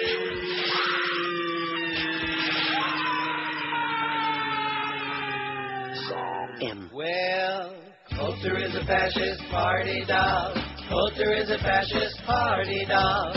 Coulter is a fascist party dog who spews her hate on UPU, seething hateful spew. Well, we live in a free country that always brags about being free. Imagine how frustrating it can be. I can't say a word that begins with C. Coulter ain't a woman, hand's a man, with an Adam's apple and giant hands. Coulter ain't a woman, hand's a man, but that still turns you on. Come on, that still turns you on. Well, Ann is a good Republican who likes to flash her skinny gams. With no background, all she can do is lie on her back and say, kill the Jews. Coulter is a right-wing partisan pig in a mini-skirt and nylon wig. Nothing bad will ever happen to him, 'cause evil always wins, you dig? Evil always wins. Well, when she's on TV, you fools blankly stare with a little drool and laugh along with the hateful swill. A partisan pundit sideshow Phil. Coulter is a fascist party dog. Coulter is a fascist party dog. You fairy. Coulter is a fascist party dog who spews her hate on UPU, seething hateful spew. Pew, pew, pew. Pew, pew, pew. But she does have one hell of an Adam's apple, I'll tell you that. Big as your head. 12:02 at 560 WQAM. I just had a brainstorm during the last break there, because I usually I try not to read something that's that long and ponderous, although I think that was worth it. That was great, not that long at all. No, it wasn't that bad. But I'm thinking that, like, once we get through the summer schedule, you know, like the week after Labor Day, go back to our regular schedule, the way we'll do it is, like, I'll do 10 to 1 every day, and I'll sit and ramble on and read these bedtime stories. Then 1 to 2, George can take all your great calls. Oh, yeah. Yeah. I don't think it was a brainstorm you had. The callers love you, man. Or the callers, yeah. they're just dying to speak to you. That's right. All 3 of them. Oh, you know. They want you. Yeah. I mean, what would you have rather heard? All those statistics there and that depressing information about how the Republicans are stealing all the elections? Or would you have rather heard, please, would you rather heard that about 80 times? Is that a trick question? Yeah. Well, I want you to think about it. Put on your thinking cap and then watch Syriana. Oh, you got to put a thinking cap on before you watch that. Oh, that's what some people would say, the pseudo-intellectuals. They would say, oh, well, it's too cerebral for you, Neil. You just don't understand it. I got news for you, man. Even the people that wrote it don't understand it. Just a hodgepodge of attempts to say something, you know? If you're going to say something, come out and say it. Quit beating around. That's the one thing that bugs me about the Daily Show. Mm-hmm. You know, they keep hinting and yucking, and the audience is wailing and screaming. Just come out and say it, okay? Like when they had, what's her name on there? Kevin Spacey the other day. Oh, jeez. You know, he's hinting at doing a rip job on Bush, but he doesn't actually come right out and say it, you know, like you're just supposed to assume we know what he wants to say, and the audience is whooping it up, you know, like, of course, by that time of the night, they're all stoned off their ass anyway, so that, you know, they must drag those people in off the street, the ones who aren't part of the staff. 606, well, now, I don't know if you've ever seen it. Have you ever, well, you saw it in Network, although Josh was probably asleep by that point. Remember they showed the guys who are prompters with the audience and they're running around with the audience to whoop it up? Like that's on all the TV shows. Sure. That's why you hear these people screaming and whooping, especially at some of the most inopportune times, you know? Like they just announced somebody's dog died and they're all, yay, you know, like crazy people. Oh, Israel's enforcing naval and air blockade in Lebanon. Here we go again. Una bomba grande, una bomba pequeña, all the bombs all the time. It's almost enough to inspire me to play that damn thing. 1, 2, 3, 4, more bombs drop. Oh! 5, 6, 7, 8, more bombs drop. Oh! 9, 10, 11, 12, more bombs drop. We're going to drop the bombs around the clock. We're going to drop them bombs and make them dead. Oh, yeah. 616 votes on the poll. Something, place, or person that seemed better years later than it really was. I think it's a great poll. Sure. But the audience doesn't. At least what we got, you know, in the summertime. Don't the worry dregs. about it. I hate this pool, 105, 16.9%. Early sex experiences, 79. High school, 72. My hometown, 44. Yeah, it was pretty weak. Early TV, 43. Top 40 radio, 34. The 80s, 33. JFK, he's still stuck on... About 30, man. The 70s, 28. The 80s, 26. College, 25. New York, 19. Oh, New York was great. Okay, I'll take your word for it. Early porn, 18. Ronald Reagan, 13. Hitchcock movies, 13. Restaurants that are now closed, 12. The 50s, 11. Detroit, 8. And Harry Truman, solamente 6. Only 6. For Harry. Got some bad news for the bitch with a big Adam's apple, by the way. Not really bad news. It's going to cost her about 40 cents a day. Or maybe more like... About 30, man. Ann Coulter's no stranger to controversy, but her latest adventures have several newspapers questioning whether carrying her syndicated column is worth the trouble. The Shreveport, Louisiana Times is currently leaving the decision of whether or not to keep Coulter up to its readers, but the first newspaper to officially drop Coulter's column since the latest uproar began seems to be the Gazette of Cedar Rapids, Iowa, where the column had appeared for about 14 months. Opinion page editor Doug Newman told editor and publisher, our decision was made before the plagiarism allegations. It did come after the publication of Coulter's book, but I would say it didn't directly play any role in our decision. However, Newman surmised that Coulter's incendiary book may have played an indirect role in the final decision. I think it was the book that began to unwind support among her readers, Newman explained. Unwind support? How do you like that? Liberals have never liked her, and we've always gotten complaints from them, but the complaints that mattered the most were from the conservative readers who felt that their views were being misrepresented, especially about those heartless 9/11 widows, you know, those bitches. I mean, the stuff that she says, most people would be like dragged off the stage and whipped and run and quartered for that. Coulter's syndicate, Universal Press, cleared her of plagiarism charges earlier this week, although Raw Story says there's plenty more to come. Though the Gazette may be the first to drop the outspoken conservative columnist in recent months, Newman emphasized it's not uncommon for opinion pages to change their lineup. The Daily has long published conservative Cal Thomas and replaced Coulter with another conservative, David Limbaugh. Who the hell is that? I don't know. Tell me, is he the brother of Rush? I don't know. Let's find out. No. We've always had a rich lineup of conservative columnists, said Newman, and we still do. Well, goody for you. A website for an upcoming John Lennon documentary, The U.S. versus John Lennon, mocks the conservative-leaning Drudge Report. Conservative-leaning, wow. He is Rush's brother, by the way. I told you. Calling itself Grudge Report, Raw Story has found.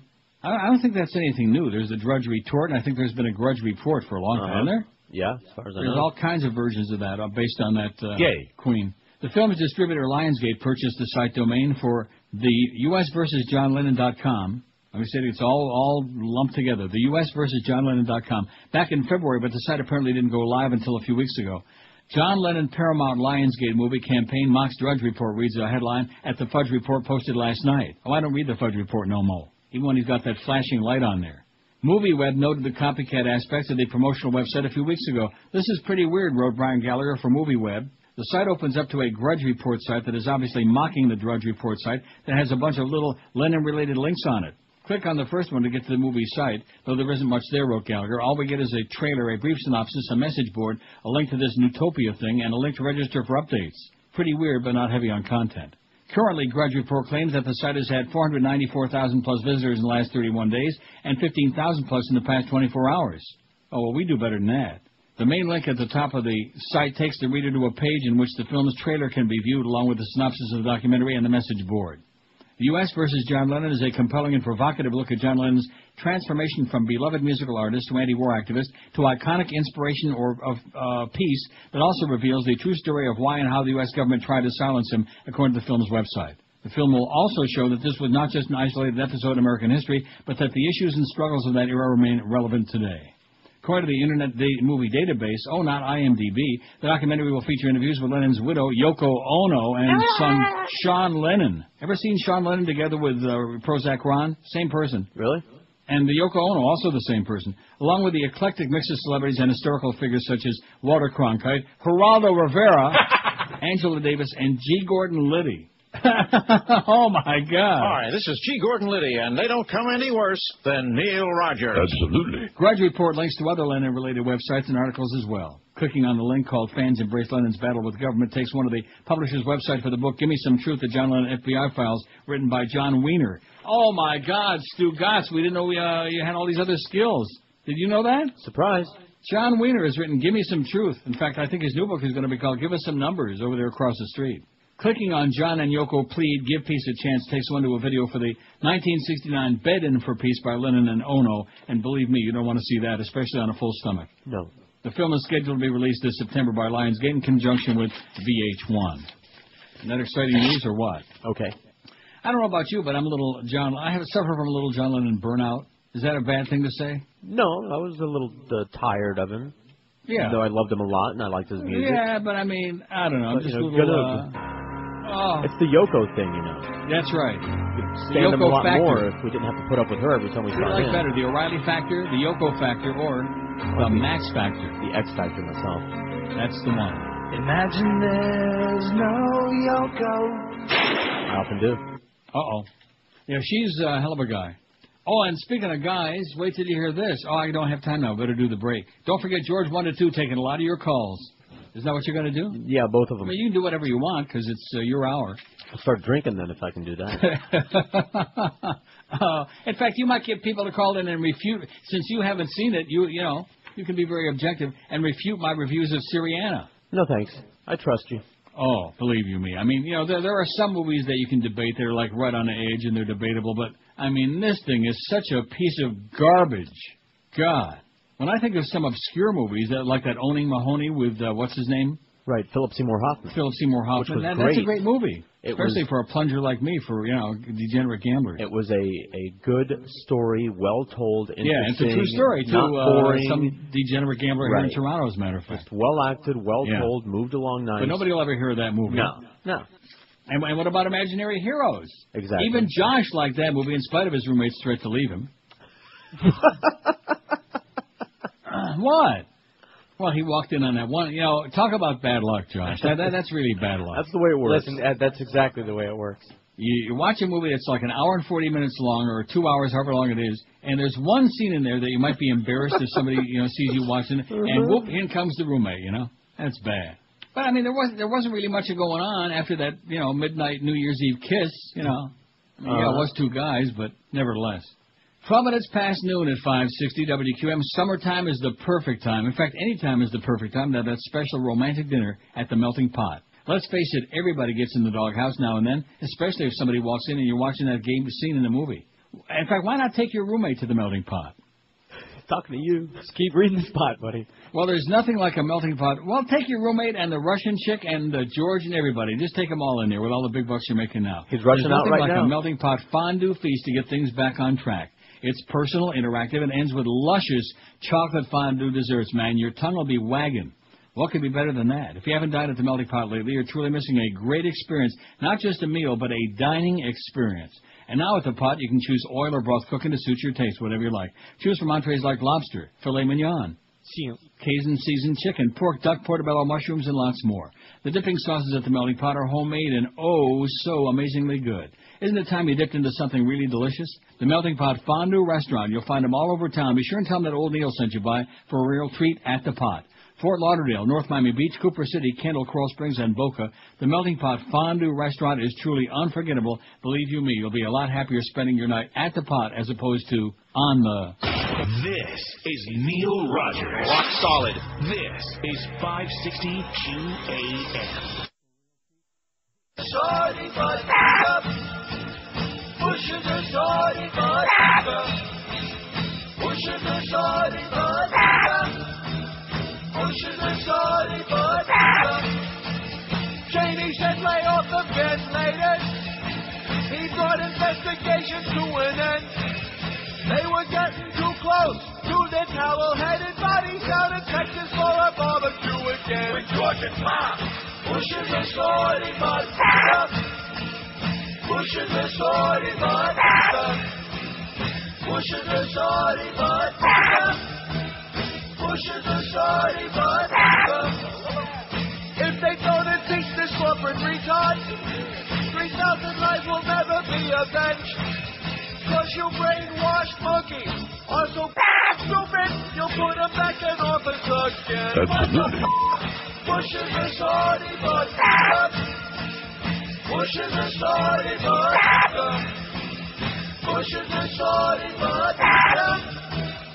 Pushing the shorty butt up. Of the ARP. Pushing the shorty butt up. Pushing the shorty butt up. Pushing the shorty butt up. Pushing the shorty butt up. 12:19 at 560. Can't say too many good things about the Israelis lately, although we finally do have a story that kind of redeems them just a little tiny bit. Fox crew shot at in Israel. All right. And here on Raw's story, I just sent it to Josh to put on our website. I'm not going to read the whole thing. It's got the transcript. They were talking to the Fox correspondent, David Lee Miller, and all of a sudden, he's going on, bada beep, bada boop, and he said, whoa, we just got fired at. That's the end of this broadcast. I don't know if you guys can still hear us. Go do what you need to do. I guess we're still on the satellite here. David, do what you need to be safe. Someone fired at us. Too bad you missed. See, one thing about the Israelis, they're not too keen on Nazis, so when Fox News shows up there, they're not too crazy about that. So we'll at least say that for them anyway. Can't say too much else, but nevertheless. We'll take it. Martin in Fort Myers says on this fax, even though we all know that something smelled bad on the election day, the article The Stolen Election 2004 is very disturbing, and sir, you are... Absolutely correct, sir. When you add Why We Fight documentary, you can get a very nice picture of what lays ahead of us, and it ain't a pretty picture, Martin, you're right. It basically means that this nation is screwed for a long time to come. No matter what scandal in the GOP, no matter how many more soldiers are killed, they'll do whatever they want. If we had a bit of democracy in this country, this article would be read on every news channel till Commander W resigns and apologizes to the nation. Not that Democrats are much better. Two official parties are still just one more than Nazi Germany or the Soviet Union had, says Martin in Fort Myers. Very perspicacious, Martin, and like I said, you got your thumb on it. And I would keep my name, well, it's probably a fictitious name. Good thinking, Martin. Yeah, as in like my favorite Martin. Did you ever stop and think about that? My favorite Martian, his name was Martin. Yeah, I got it. Then. Never really dawned on me. Mm-hmm. That's because I'm too slow to understand like complex things like Syriana. Yeah, well, it's a very cerebral comedy show that was. It was. Well, that's why he had all those things protruding from his head. He had an antenna coming out of his cerebrum. They were connected to his brain. 646 votes on the poll. I'm not going to read the result now because I Hate This Poll's got 17%, 111. That combined with that poll that's suggesting we put The Godfather in there, that is so just stupid, man.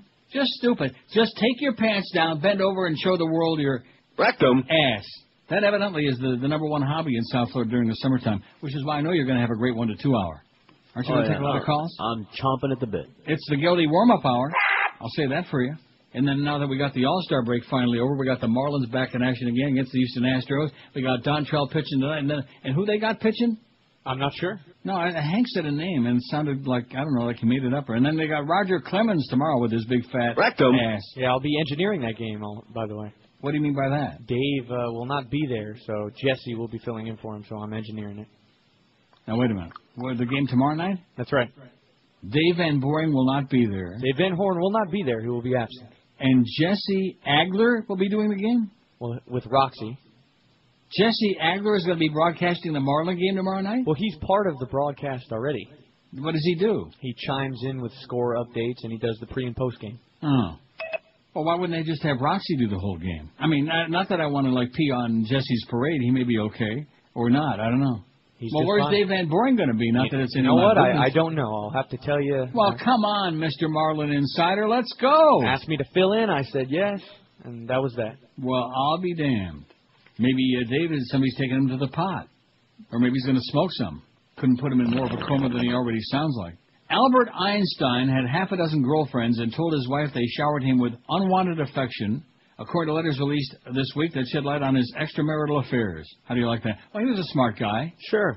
Smart guys screw around a lot. If they can. Well, listen, if you knew what he looked like, that gives hope to all of us. He was a player. The wild-haired Jewish-German scientist, renowned for his theory of relativity, which means he liked to do his relatives, spent little time at home. He lectured in Europe and the USA, where he died in 1955 at the age of 76. But Einstein wrote hundreds of letters to his family. Previously released letters suggested his marriage in 1903 to his first wife, Meliva Merrick, mother of his 2 sons, was miserable. Miserable bitch.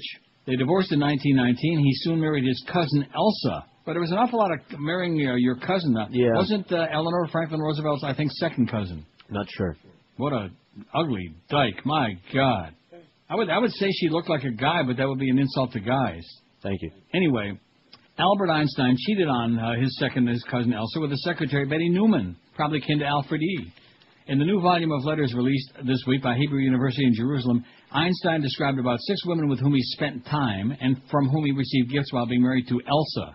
In the early 1980s, Elsa's daughter, Margot, gave almost 1,400 letters to Hebrew University, which Einstein helped found. But Margot directed that the letters not be released publicly until 20 years after her death. She died July 8, 1986, which means some of the women identified by Einstein included Estella, Ethel, Tony, and his Russian spy lover, Margarita. Oh, just like Josh Courtney, he had a Russian spy lover. Mm-hmm. Others are referred to only by initials like M and L. It is true that M followed me to England, and her chasing after me is getting out of control, he wrote a letter to Margot in 1931. Out of all the dames, I am in fact attached only to Mrs. L, who is absolutely harmless and decent. In another post to Margot, Einstein asked his stepdaughter to pass on a little letter for Margarita to avoid providing curious eyes with tidbits. Barbara Wolf of the Hebrew University's Albert Einstein Archive said that the persistent M was Berlin socialite Ethel Michanowski, who was involved with Einstein in the late 20s and early 30s. Wolf described their relationship as an affair, but she disclosed little else about Michanowski other than that she was about 15 years younger than Einstein and was friendly with his stepdaughter. You go, boy. Yeah, there you go. So it goes to show you life is more than just being a bookworm, okay? There's more worms than just in the book. That's right. Now, I'm looking at the thing on this log here. Did we get that straightened out with Christian, who seems to be having a little problem with his log? You know, the thing I talked to Chris about? Well, I haven't heard anything back. He's got that billboard thing and then that one bizarre 15-second spot in the middle of the half hour. Does that spot actually exist? It does not show up during our show on the auto log. It just shows up in the log. No, but what do you mean by that? In other words, the computer log, the ones that we actually play the spots from. Yeah. It's not a part of that. That's what I was told. So it doesn't play. Okay, during the break, let me go watch Syriana again. Right. This is Neil Rogers. Makes about as much sense as what you just said. 560 QAM. My junior, honey. Ding dong, Cowie dead. The terrorist has lost his head. Ding dong, Albert Cowie's dead. Toes up, eaten lead, dropped a bomb on his head. Toes up, Albert Cowie's dead. He's gone where dirtbags go below, yo ho. He is now 6 feet deep. victory. Ding dong, we had to go. Sing it high, sing it low. Let them know that Albert Kelly's dead. Oh! I'm dying over here. 12:30 at 560 WQAM. We got George Rodriguez for 1 hour between 1 and 2 today, and he's going to take a lot of your calls, man. Oh, yeah. He's just dying. One after another. He's rubbing his hind legs together right now like a grasshopper. He's so excited about listening to your provocative thoughts and ideas and input and output. That's right. See, ordinarily, like, during the non-summertime, if we did this pool, that was what I had in mind with this pool idea. Instead of I hate this pool, we'd have had like a zillion good ideas. Now, the one we did get there about early porn, that was a good one. In fact, that's got 21 votes. And Ronnie Ray Gunn got 18. But we'd have had a whole zillion bunch of them, but again, there's nobody around. So basically all we get is that. So I'll leave that to you, in your fine hands. And then you'll get whipped up enough that you'll finally just, you just get frustrated and go to somebody's house and throw that crap away and do the world a public service. Keep in mind that law changed a year ago, October. Don't tempt me. U.S. Representative Catherine Harris. Oh, did you hear about her plane? Oh, my God. It's off source. That's what the Chinese are reporting. U.S. Representative Catherine Harris's troubled campaign for the U.S. Senate lost yet another top-level staffer yesterday. Her office issued a statement confirming the departure of spokesman Chris Ingram. I wonder if he was kin to Dan Ingram. Remember Dan Ingram? Sure, well, just from the rejoins. WABC! From New York. Yeah. Okay, that's enough, Chubby. Neither Ingram nor other staffers could be reached late yesterday to explain why. Harris said by many to be feeling the pressure as her poll numbers sink like a rock. While Republican leaders turn their backs on her, they're running away from her like she's got leprosy. Has weathered the departure of a number of high-level staff members, including Ed Rollins, a Reagan Revolution architect, former campaign manager Jim Dornan, and seasoned Florida political consultant Adam Goodman. The sorry soda Republican is seeking to unseat Democratic Senator Bill Nelson in November. Her chances are slim and none. None and much, much, much less than none. Thank goodness. That's Catherine Harris that helped Jeb Bush fix the election for his brother in 2000. That's the same Catherine Harris. Oh. How's Teresa Lepore doing in Palm Beach? How's that bitch doing? Haven't heard Butterfly her Ballad. You know what her... you know something? I haven't played that Butterfly Kisses in a long time. No, you haven't. Butterflies are free, I was going to say. But they do like Butterfly Kisses. Should have probably played it on Father's Day. That would have been a good idea. That would have been a good idea. Didn't do it then, so I'll play it today. Good.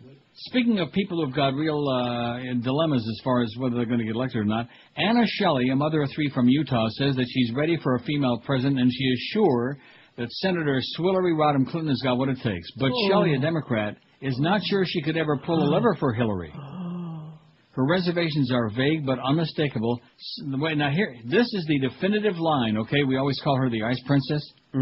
Something about Clinton leaves her cold. Aha. That's what Bubba used to say, too. I want to see her as a human being. I can read a newspaper and see her agenda, said Shelley, 27, whose husband did a tour in Iraq and is appreciative of Clinton's support of the military. I think she's a little hard, she said. She may be strong, but at the same time, if you're driven sometimes, you're perceived as not having sympathy, and perception is reality for most of us. It is a reality that Clinton's advisors they're confronting as they seek to position the former First Lady for a possible 2008 presidential run. They expect that any campaign would begin after this fall's election when Clinton, Democrat, is running for a second Senate term from New York, a shoo-in. Never has a politician stepped onto a presidential stage before an audience of voters who already have so many strong and personal opinions about her, or amid arguments that revolve around the intangibles of personality and the ways people react to it, as in, bleh, like that. I was thinking you can't complain about her personality because she didn't have any. Sure she does. Nasty Sour, one. green, persimmon, bitch personality. Bitch. Clinton's assets are formidable and unrivaled ability to generate publicity and money, and approval ratings that are notably strong, given her polarizing reputation and the controversy she has weathered over 15 years in the national I. In recent public opinions, in polls, she handily leads potential Democratic rivals, which I think is quite a commentary on her potential rivals, more than it is about her. Beneath these positives, however, there is evidence of unease about her personal history, about her demeanor and motives among the very Democratic and independent voters she would need to win the presidency. A recent Washington Post and ABC News poll highlighted the paradox. 54% of those responding view her favorably, and a significant majority give her high marks for leadership, 68%, strong family values, 65%, and being open and friendly, 58%. At the same time, only 37% of Democrats in the poll say they would definitely vote for her for president. Only 37% of Democrats say they would definitely vote if she were running. A Gallup poll from last summer also highlighted a perception that she's too divisive, with 53% of respondents saying they don't view her as someone who would unite the country and not divide it. Follow-up interviews with skeptical Democrats and independents who participated in the post-ABC News poll suggest that many view her as an inscrutable public figure who gets high marks for her ability and intellect, but who nonetheless gives them pause because they find it difficult to relate to her on a personal level. The Ice Princess. She has the warmth of the polar ice cap, or at least what it used to have. The reason I'm not able to say I'm strongly supportive of her is because, and this is just vibes, she does not project a sense of what is inside of her like her husband did, said Sam Hack, 59, a self-described liberal Democrat from San Luis. Others said they see a persona too calibrated, ersatz, phony, fake. There's no question she's competent and very intelligent, but people want to see authentic human beings, and she's very overly managed herself, said Peter Brooks, 68, a professor of English at the University of Virginia, a liberal Democrat who has an unfavorable view of Hillary. How do you like that? Still, supporters say the powerful scrutiny she faces means that far more than the typical politician, she has little room for public error or spontaneity, since even casual comments often draw national headlines. And, of course, this didn't even go into her, her wishy-washy Iraq, all of that crap with the war. And the fact that she voted for it. And she's still bada-beep all over the place. You still hear those same sounds that we heard in 2004. Debbie Rowe, the former Mrs. Michael Jackson, sued the pop singer, claiming he has failed to pay her what he promised when the two divorced in 1999. I'm sure you're keeping close track on Debbie Rowe. I'm going to have to start tuning now. In the lawsuit filed July 3rd in L.A. Superior Court, Rowe seeks an immediate payment of $195,000 for attorney fees and $50,000 in living expenses so she can continue pursuing her child custody case against him. The next court case hearing on the matter is slated July 26th. Mark that down on your calendars. There will be big news that day. She sold those children fair and square. He's got the receipt. Rowe is the mother of Jackson's two children, Prince Michael Joseph Jackson, 9, and Paris Michael Catherine Jackson, 8. She gave up her parental rights to the children in 2001, for some serious cash, of course, but asked the judge to reinstate them in 2003 after she learned of Jackson's arrest on child molestation charges. At least she's consistent, okay? For the right price, she'll go away. You can have the kids, they'll go away. Rowe says in the lawsuit that Jackson stopped making his promised payments to her in October 2003. Maybe O.J. will make the payments. Jackson agreed when they divorced to pay his ex-wife $1 million a year for the first 3 years after they split, and $750,000 annually for 6 more years. Rowe also received a house in Beverly Hills and a 1998 Ford Explorer. That baby's getting pretty old now. She agreed to visit her children only once every 45 days. Jackson maintained ownership of his Neverland Ranch and 2 adjacent properties in Santa Barbara, California, other residential and commercial properties, plus a fleet of vehicles that include 2 fire trucks, 3 vintage Rolls-Royces, 4 tractors, and 9 golf carts. And a partridge in a pear tree. Oh. How you like that? Poor baby. He's over there in Bahrain with all them ragheads. All them schmata-head perverts over there. You know, we'd easily have 1,000 votes on the poll today if Eric wouldn't have been, persona non-reachable. But that's okay. In the future, I'm just going to fax him that poll like every 5 minutes, over and over. And it doesn't make any difference because, like you said, he's got it on his computer. He doesn't have regular fax machine. It doesn't ring a bell. Well, screw him. Should text him. 678 votes on the poll. Something, place, or person that seemed better years later than it really was. I hate this poll. 118, 17.3% lunkheads. You're right. You're right about that. It's the misfit vote du jour this summer. That's all that's left. Yeah. Early sex experiences 85. High school 74. My hometown 48. It was lame. It was okay. Not great. Early TV 44. Most of it sucked. The 80s 37. Top 40 radio 35. You know what I think of when I think of Top 40 radio? WABC! Yeah. JFK 33. The 70s has got about 30, man. The 60s 26. College 26. Yeah, it was not much. New York 23. Early porn 22. Man, were they ugly and hairy. Yes. Reams. Ronnie Reagan 20. Restaurants that are closed now, but boy, they sure we think they were great then, and maybe not. 15. Hitchcock movies 14, like Rear Window. Slow and ponderous. The 50s 13, which ties kind of right in with that. Detroit 10 and Harry Truman, still only 6. Could have put FDR on there, but then only the real old, Plus, what was wrong with him? I don't know. Beside the fact that he was a virulent anti-Semite and racist, what was wrong with him? It kind of fit in with the times. 12:41, 19 till 1. We got the George Rodriguez 1 to 2 hour today. Boy, are you lucky. I know, yeah. I feel blessed. And then we got Geldy at 2. Aren't we blessed down here, guys? Yeah. Twice blessed. The Heat win the championship. We got, what's his name is the new Dolphin quarterback? What's his name? from the Joey Vikings. Harrington. Oh, well, Dante Culpepper. Dante Culpepper and Joey Harrington, man. Joey Harrington, I hear, is almost as dangerous as Joey Reynolds. You know, sometimes it's the things you can't see that are bad for you, especially in your carpets. In South Florida for 28 years, Rock Concepts is the best in the world at taking your carpets, dry cleaning them, and making them look and feel and smell and be just like brand new. I mean, like really sanitary. I've used them for over 21 long, amazing years. I wouldn't dream of calling anybody else. When you dry clean your carpets, you really can clean today and entertain tonight when you call Dry Concepts, because your carpets stay cleaner longer, no sticky residue left behind, and they dry in just a couple of hours. With over 50,000 satisfied customers, you got a lot of happy company out there. And don't forget, Dry Concepts are also, keep this in mind, all during hurricane season, the experts in water damage restoration. Certified technicians get you out of the mold zone in just a matter of minutes, not days. And Dry Concepts can get your home or business dry within 24 to 72 hours. It's guaranteed. And to top off all of these things, Dry Concepts also has a state-of-the-art Oriental rug cleaning plant, the only one in all of South Florida on site that's dedicated to keeping your expensive area rugs looking just like brand new. So do yourself a humongous favor. They'll never let you down. Call Dry Concepts today, toll-free, in Dade, Broward, to the Palm Beaches. Don't forget, they give you a written guaranteed price up front before they start the work. Call 1-800-248-5071. That's 1-800-248-5071. Or on the Wicked Web, log on to dryconcepts.com. This is Neil Rogers. Rock solid. This is 560 QAM. Howard David's a bitch. Hi, I'm Kirstie Alley for Jenny Craig with some great news. Jenny Craig has just been purchased by Nestle. Oh, thank God! Chocolate!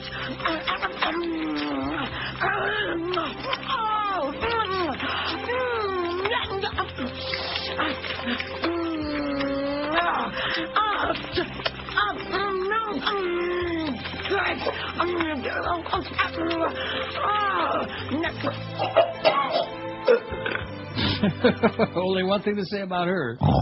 That's it. A real cow. Yeah. 14 till 1 at 560. Boy, it's getting closer to your big hour coming up. Oh, I can't wait. Man, those calls are going to be pouring in by the ones. Mm-hmm. Taking a paper clip and turning it into a house sounds like a cheesy magic trick or a phony instance of resourcefulness on the 1980s TV show MacGyver. Well, there's one reason that the 80s weren't as good as we remember MacGyver. I do remember. Never watched it. And, of course, then there was the 80s music, which there wasn't any. Kyle McDonald, however, has pulled it off. 1 year ago, the 26-year-old blogger from Montreal, no less, set out to barter one red paperclip for something and that thing for something else over and over again. In other words, he kept trading it. Trading up. Until finally he had a house. Yes. You saw this story? I did. Yesterday, the quest ended as envisioned. McDonald became the proud owner of a 3-bedroom, 1,100-square-foot home provided by the town of Kipling, Saskatchewan. McDonald and his girlfriend, Dominique Dupuis, expect to move there in early September. Dominique Dupuis. This is such a cool community project, it feels right, McDonald said. And now that I think about it, I can't believe that that another small town didn't think of it. It will literally put them on the map. What's the name of the town again? Kipling, Saskatchewan. I wonder what Rudyard would have thought about that.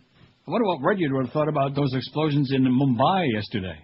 Oh, and I don't think I mentioned this on the air. I talked to you about it before the show today, but this business about the New York subway is on increased alert, and they're talking about the Kashmiri lunatic terrorists are the ones responsible for those things. So what the hell's that got to do with New York or anything in the USA? Just another excuse to raise the panic flag, get everybody all whipped up. Oh, my God! We have to vote for the Republicans because they keep us safe. Anyway, what's in it for the town? The answer requires a quick McDonald recap featuring a menagerie of friendly folks, radio talk show hosts, and aging celebrities, all bound together by the internets. It began when McDonald, an aspiring writer, doer of odd jobs, and apartment dweller, advertised in the barter section of the Craigslist website that he wanted something bigger or better for one red paperclip. He traded for a fish-shaped pen and posted on Craigslist again and again. Roaming Canada and the U.S., he exchanged the pen for a ceramic knob. He, in turn, exchanged that for a camping stove, a generator, a beer keg and Budweiser sign, a snowmobile, a trip to the Canadian Rockies, a supply truck, and a recording contract. Next, in April, he got himself really close, obtaining a year's rent in Phoenix. His adventure became an internet blockbuster. He did Canadian and Japanese TV and Good Morning America. He made dozens of local radio appearances, one of which in L.A. was heard by a man who ended up as a pivotal figure.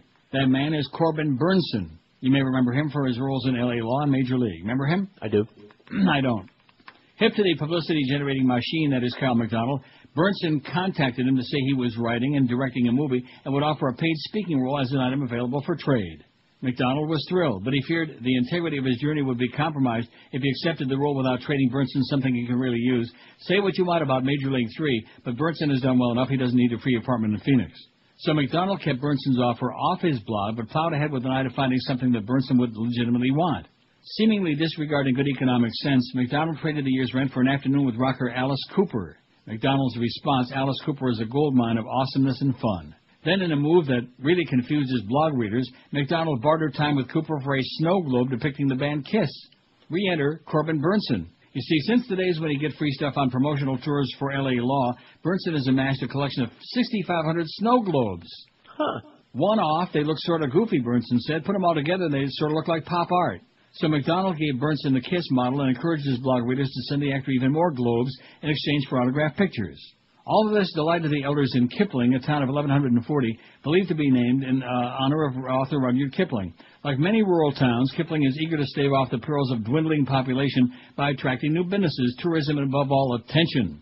When the local development contract coordinator, Bert Roach, heard about McDonald's odyssey, he suggested at the next council meeting that Kipling lure him. Quickly, the town purchased an unoccupied rental house on Main Street and offered it to McDonald. Roach won't disclose the price because McDonald says he doesn't want to know, but Roach said it was well under the going rate in Kipling, which is about $50,000 Canadian, 45 U.S., The town also pledged to put a giant red paper clip at a highway rest stop and hold an American Idol-style competition for the movie role. Participants will have to make a donation to the town's parks department and a charity. When McDonald agreed last week, I was holding back tears. I was so bloody happy, Roach said. It's going to be such a great project for our community. This isn't the guy that's getting the house. That was the guy in Saskatchewan in Kipling. I see. Bernson says that if the right person emerges in the talent show, he'd be willing to cast him or her as a lead. Maybe a career is going to get started. Maybe it's going to be huge. Maybe that's the magic of Kyle. McDonald doesn't expect to live in Kipling forever, but he says he'll make it his home at least while he settles down to write a book. Of course, even if the house came free, he'll have the usual homeowner headaches, taxes, utilities, upkeep. It should come as no surprise that McDonald isn't worried. I'll figure something out, he said. I can get a job. There are 3 groceries in town. And it sounds like he's well qualified. How do you like that? He's going to be a bagger? He's going to be carpet bagging it in Kipling, Saskatchewan, God. Well, there's your buddy Arlen Specter. The balance of fighting terrorism, balance. And there's Mrs. Limbaugh on there. She's probably popping a few. She's probably pretty embarrassed that, come to find out, her husband had to pick up all them Viagra from 100 different doctors. Well, I'm sure she knew all about it. She probably is well aware of his shortcomings. Yeah, I know. And the thought leaves you really nauseous, wanting to just gag and puke for hours. 702 votes on the poll. Something, place, or person that seemed better years later than it really was. Goes to show you, every time we come up with a poll idea that we like, that we think is really good, it's like, oh, we don't like that. We don't want to play that game. Am I right? Absolutely.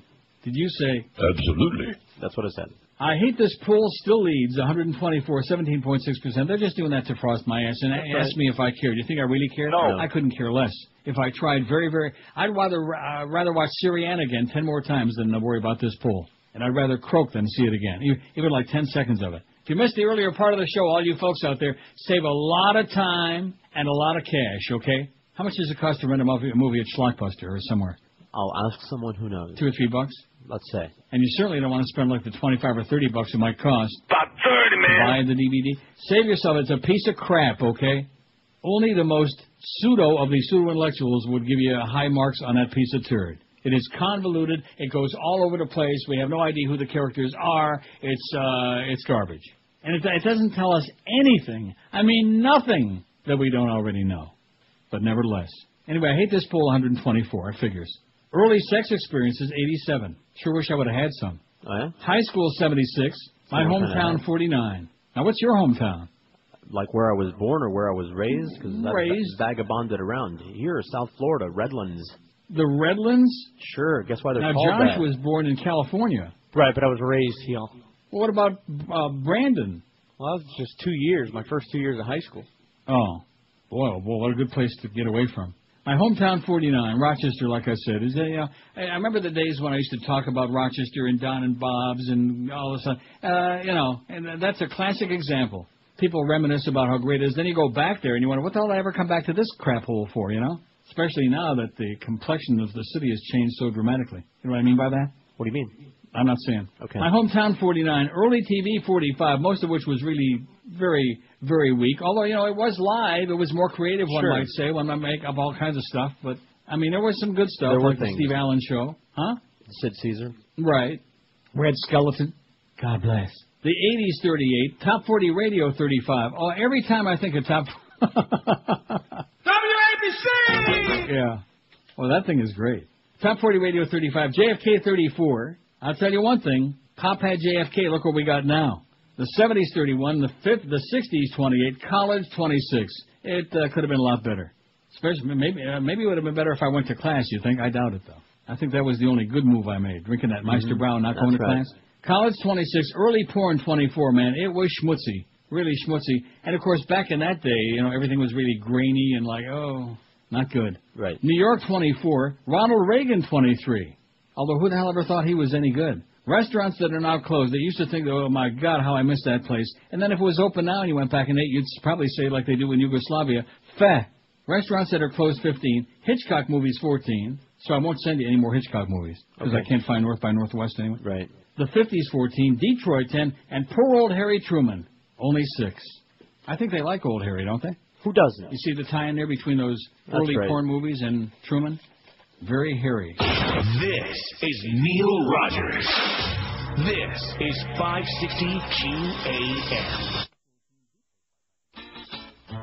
Esta es la estación número 1 aquí en Miami. Es mi favorita. Excelente. WQAM. Hooray!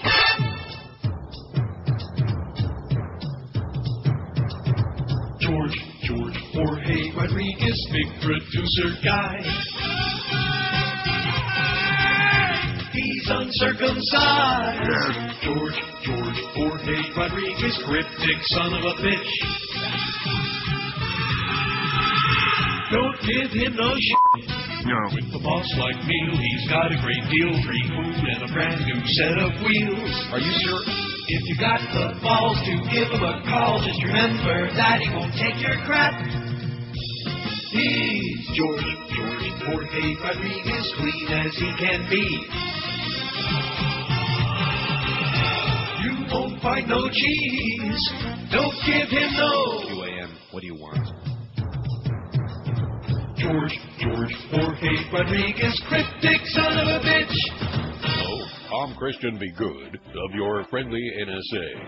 You know, you hear a lot of negative things about our agency, but I'm here to tell you about the good things we do, like fighting terrorism. I ask you, what better way to fight terrorism than to make all of you suspects? How can you miss? Especially when we were ordered to stand down on the real ones. Since Mighty Leader gave us full access to your checking accounts for, just about anything except for the Citibank money train that was used by the Saudis, we have great news for those of you who have nothing to hide. Now you no longer have to worry about paying those bills that are coming due. The NSA will pay them for you, whether you have the funds or not. Overdrawn. This service is already paid for by your tax dollars. Anyone who speaks out against it will be designated Al-Qaeda. Thank you for your silence and obedience. NSA, we know your life story. NSA, bill pay. We know your life. Well, what the hell do we do now? No, I hate starting the show at 1 o'clock. Man, this has never happened, I don't think. Not since you've been here. He used to do this kind of stuff all the time, just for... Just to pull Hank all the time? Yeah. Is that what we're calling it now? It's a hanky. Pulling a hanky? Yeah. He's got a legitimate excuse this time, or at least he's saying he does, but he used to just do this at the drop of a hat, like, I gotta go, I just want to go, I don't want to be here. And he'd take off. And how do you start at 1? Like, we can't continue with what he was talking about because he sewed it up all very nicely. No loose ends. Read that great story. Speaking of loose ends, remember they're coming out with more of that kind of stuff if you're into the conspiracy thing, the 9/11, the blah, blah, blah. You know, it doesn't really matter because I don't have to take a position on whether or not they actually made it happen. They knew it was going to happen. That's enough for me. How's that? I don't need to go any further than that. when you see Fahrenheit 9/11 and you see there's the memo right there being handed to them, and they didn't do anything, it's because they knew that it was going to happen and they really wanted it to happen. So I don't have to believe that they went and sat there with the Saudis at the table and with a chart and planned the whole thing out together. It's bad enough that they knew that something was happening and they sat on their ass. And then of course all that other stuff, like how everybody stopped flying, how everybody all the government officials stopped flying on the public airways and started taking these private charter flights, etc. immediately, and all the memos that were before it. So they knew something was up, whether or not they had a hand in planning it or not. And you see all these videos of the Pentagon and what actually hit the Pentagon, who the hell knows. But so you've got a lot of watching to do. This is where we left off. Good God. You've got all kinds of watching to do. Look, it's been rainy lately. I know you're a busy man, you're working. But with the weather the way that it is, you might as well just lock yourself into a nice air-conditioned room, which I know you have, and watch a whole bunch of things. Just get your supplies. Pretend like it's the winter in Montana, because that's what we would have to do. You sure as hell didn't want to go outside. There's nothing going on out there, so you would lock yourself in, or the snow would do that for you. And you'd hopefully had a lot of videos. And, by the way, you knew it was winter because you'd go to the video store. This is how you wind up watching a whole bunch of stuff that you normally would never, is being in a place like that, and you go to the video store, and everything's gone. There's like 3 videos left on the shelf. That's what you do there, right? That's it. Well, that's one of the 2 things that you do there. In the winter, there's something else, and that's all part of it, too. That's all a means to an end. I mean, you can't do that the whole while.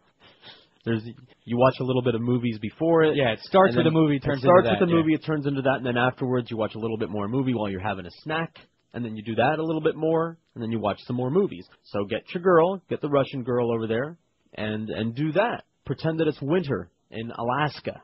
You got to watch the Why We Fight just to be knowledgeable. And I'm not going to make you watch Outfoxed. I'm going to make my wife watch that, because she's the one that keeps putting it on Fox News. She puts it on Greta, because she likes the lawyer talk, courtroom drama, and lawyer talk, and I scream about it all the time. I would I'm too. just watching Greta. It's like, yeah, but you watch Greta, and they run their promos. They do their little news flashes, and O'Reilly invariably is on there during every commercial break, bobbing his head in my general direction, saying falafel over and over again, saying that he wants to loofah me with a falafel. Now, that is something that's funny. You know how The Daily Show has montages sometimes, and some of these other shows, they'll make a point, and then this is how the story was represented on Fox News or something, and then they'll have all these clips in rapid succession over and over again. There's a whole bunch of those kinds of things in the movie Outfoxed. So maybe you should watch it just for that entertainment thing. Like they have Bill O'Reilly saying, in 8 years I've only told a guest to shut up once, and then cut to the montage. Shut up, shut up, shut up, shut up, shut up, shut up, shut up, shut up, shut up, shut up, shut up.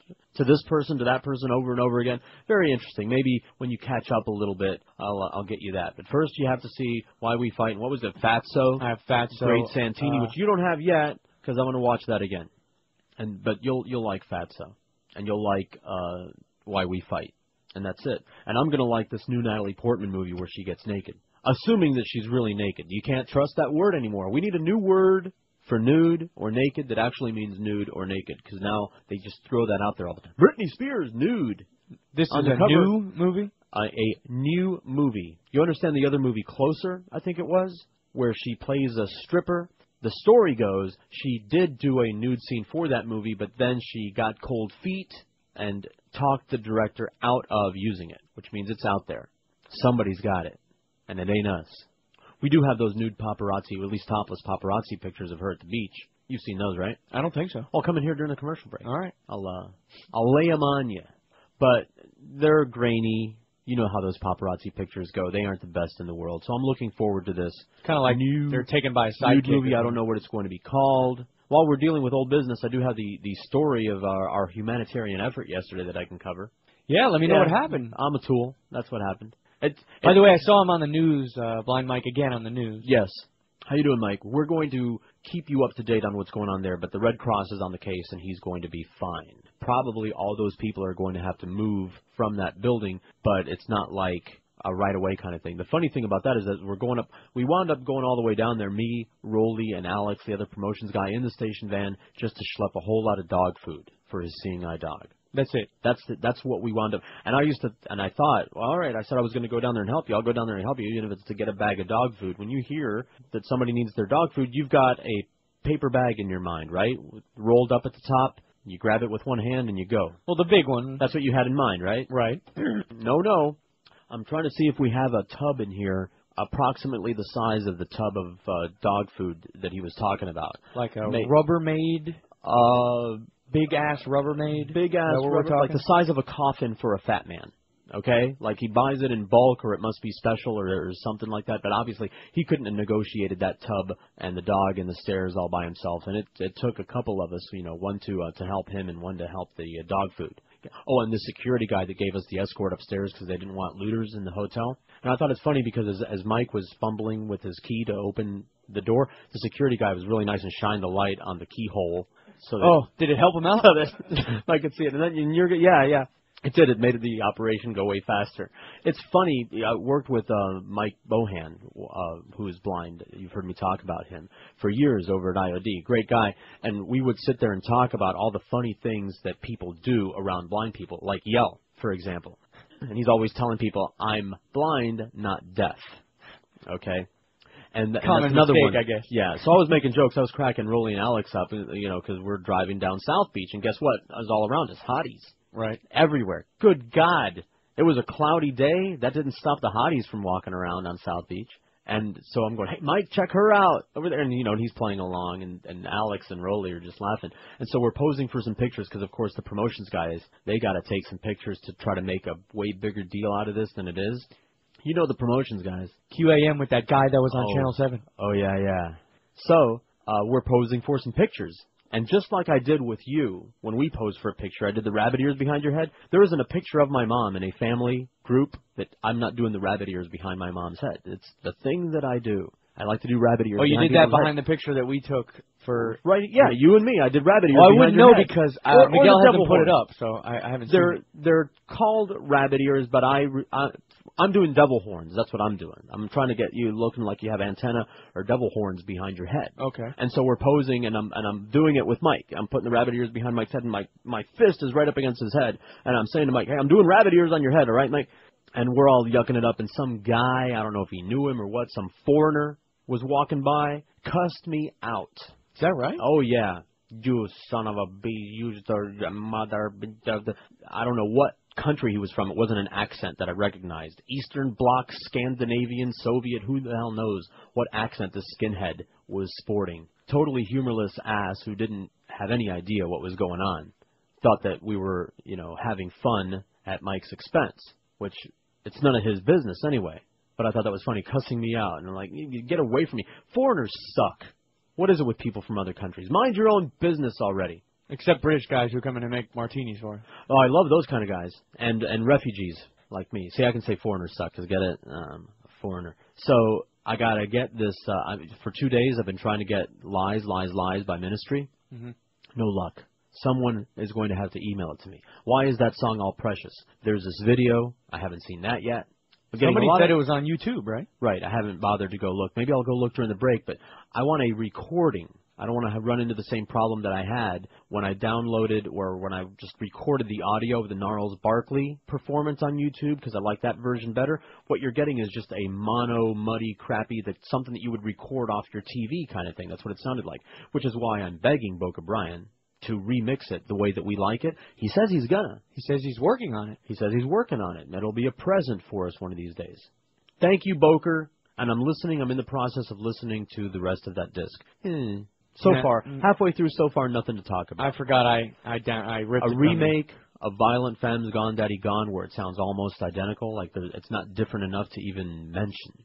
So the original is still better. There's no reason. Because if you're going to make that better, the first thing that you got to do is take out the xylophones. What is it with people in xylophones? Xylophones are like for comedy. Frank Zappa loved those xylophones. Got to use the xylophones. I can't stand them. And Violent Femmes, they used a lot of xylophones. So if you're going to remake that song, phase one, take those obnoxious-sounding xylophones out of there. Replace them with something a little bit more interesting. I just bit the hell out of my lip. You going to make it? No. Speaking of making it, what the hell is our food? I don't know, man. I'm going to pass out. I'm going to swoon. 113 on 560. All Starvation Radio, WQAM. If you love the finer things in life, then you'll love Stogie's, Miami's quintessential cigar shop in Kendall. With South Florida's largest selection of cigars, Stogie's of Kendall is sure to have your favorites.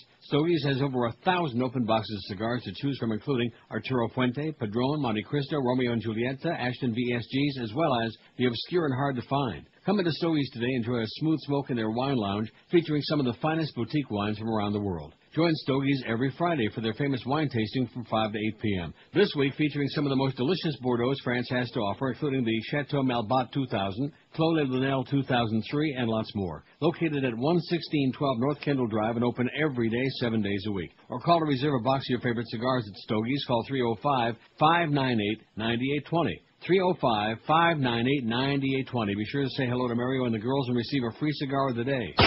This is the Neil Rogers Show.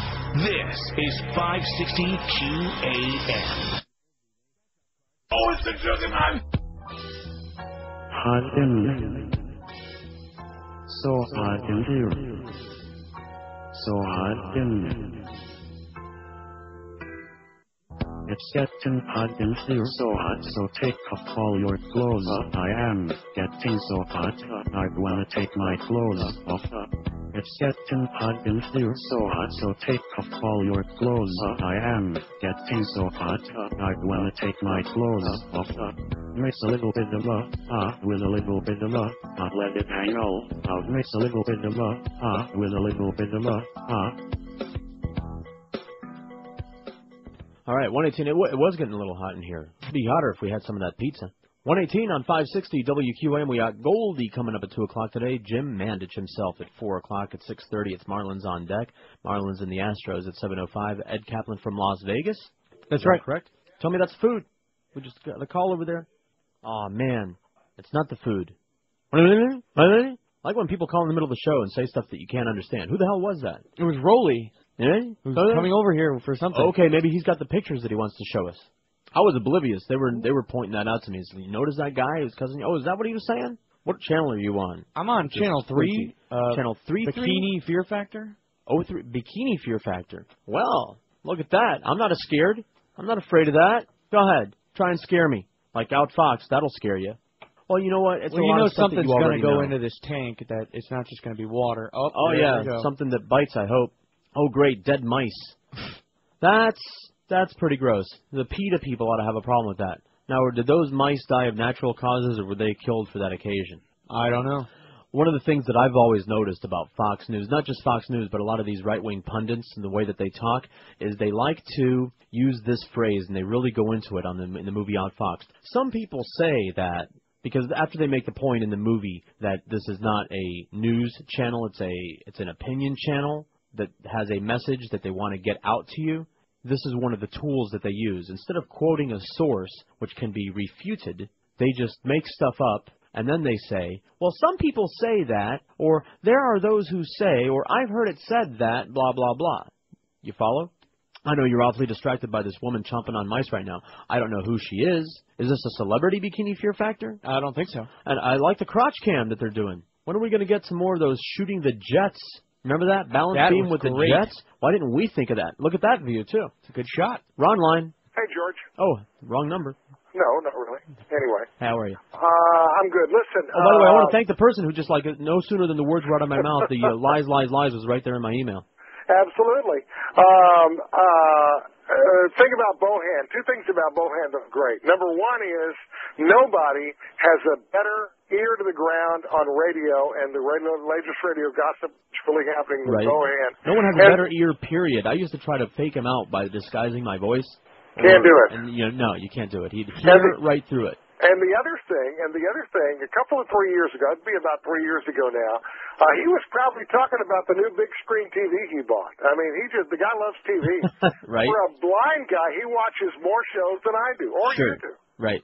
He knows all about them. He does. He was a pip. In my dream world, he would be the call screener for my radio show. And a lot of chicks, even though he's married, a lot of chicks love Mike. Yes, indeed. Don't know what it is. See ya. All right. Take it easy. QAM, hello. Hello. Yeah, can I talk to Neil? No. I can't? No. QAM, hello. Hi. QAM, hello. George. Uh-huh. Hey. Hey. Sorry, I'm in this freaking storm. about blind guys, right? Okay, sure. I'm in the medical equipment industry, and I got a patient, right? Okay. He put up grab bars in his house.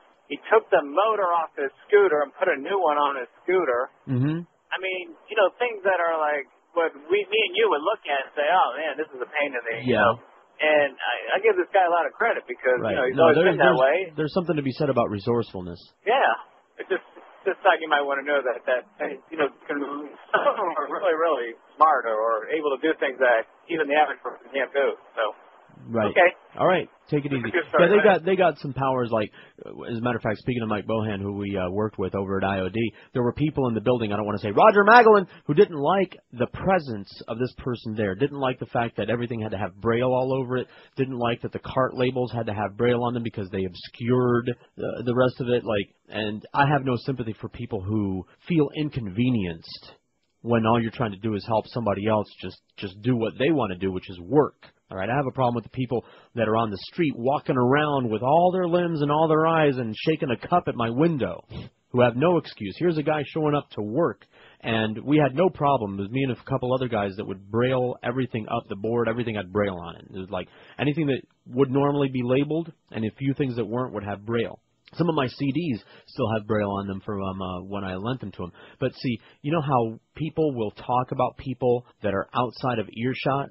Yeah, because like you'll be in a room and a lot of people are in the room talking, like the party scene, or over here, you know, people in the cafetorium, people are talking, other people are talking, nobody's eavesdropping because you're busy engaged in the conversation. Well, Mike could hear all the conversations, so he could hear all that crap that Roger was saying about him behind his back, thinking that we were out of earshot. But guess what? There's no such thing as out of earshot when you're talking about Mike. How you doing out there, Mike? Send me an email one of these days. We used to party. QAM, hello. Hi, Jabba. QAM, hello. Hello. Georgie. Turn the radio off, thank you. Huh? I said, how's it going? How's it going, man? Hey, have you seen the movie Highway? Highway. Yeah, with Jared Leto and Jay Goulet, Brokeback dude.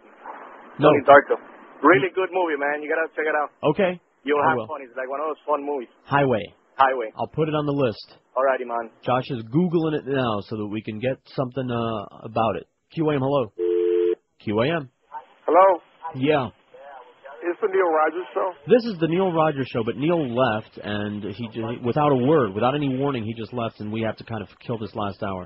Oh, I see. Because I didn't want to confuse you or anything like that. It wasn't my idea. You know how lazy Neil is. I mean, he's an incredibly lazy slacker, and he was just tired at 1 o'clock. I'm listening to you guys on the internet from California, so that's why. Which particular part of California? I'm in San Diego. I see.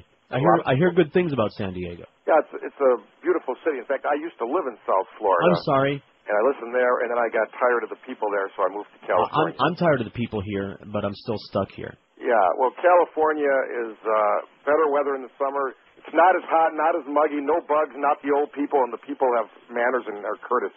I remember people like that when I lived in the Northwest, but it's been a long time. Since I've encountered courteous people. Yeah, you don't have that in South Florida. Tell them to all go back to Long Island where they came from. Okay. Thanks. Yeah, everybody from here, go back to there, wherever you came from. By the way, the Red Cross lady that was helping Mike out yesterday.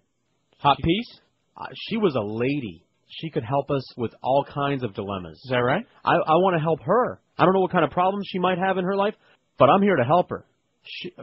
Red Cross, okay? Like, perfect. She was wearing the Red Cross shirt with the little thing on, and they're like, Angel of Mercy is right. Can I get into trouble so you can help me?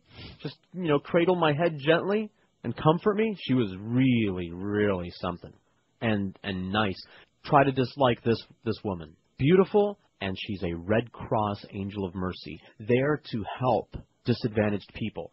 My heart was just beating out of my chest. It's like, oh, the cartoon, the little hearts when they pop, the little hearts come flowing out of your eyes and pop above your head. That's what I was doing. I hope it wasn't too obvious. I hope my tongue wasn't hanging out too long and drooling all over the place. Matter of fact, I was drooling more than the dog. Hey, Mike, beautiful dog, give it a bath, will you? 127 on 560 QA. Oh, jeez.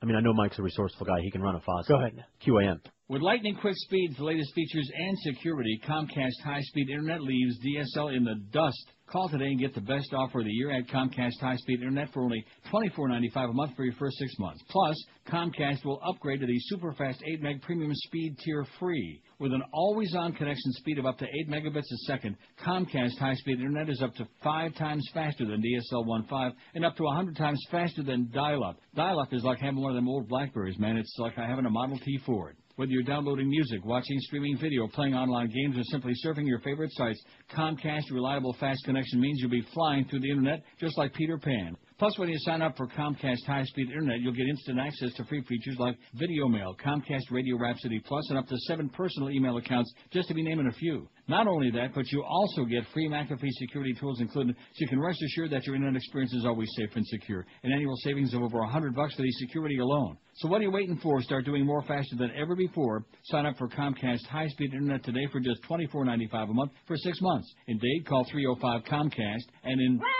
954 Comcast. Call today for details. Certain restrictions apply.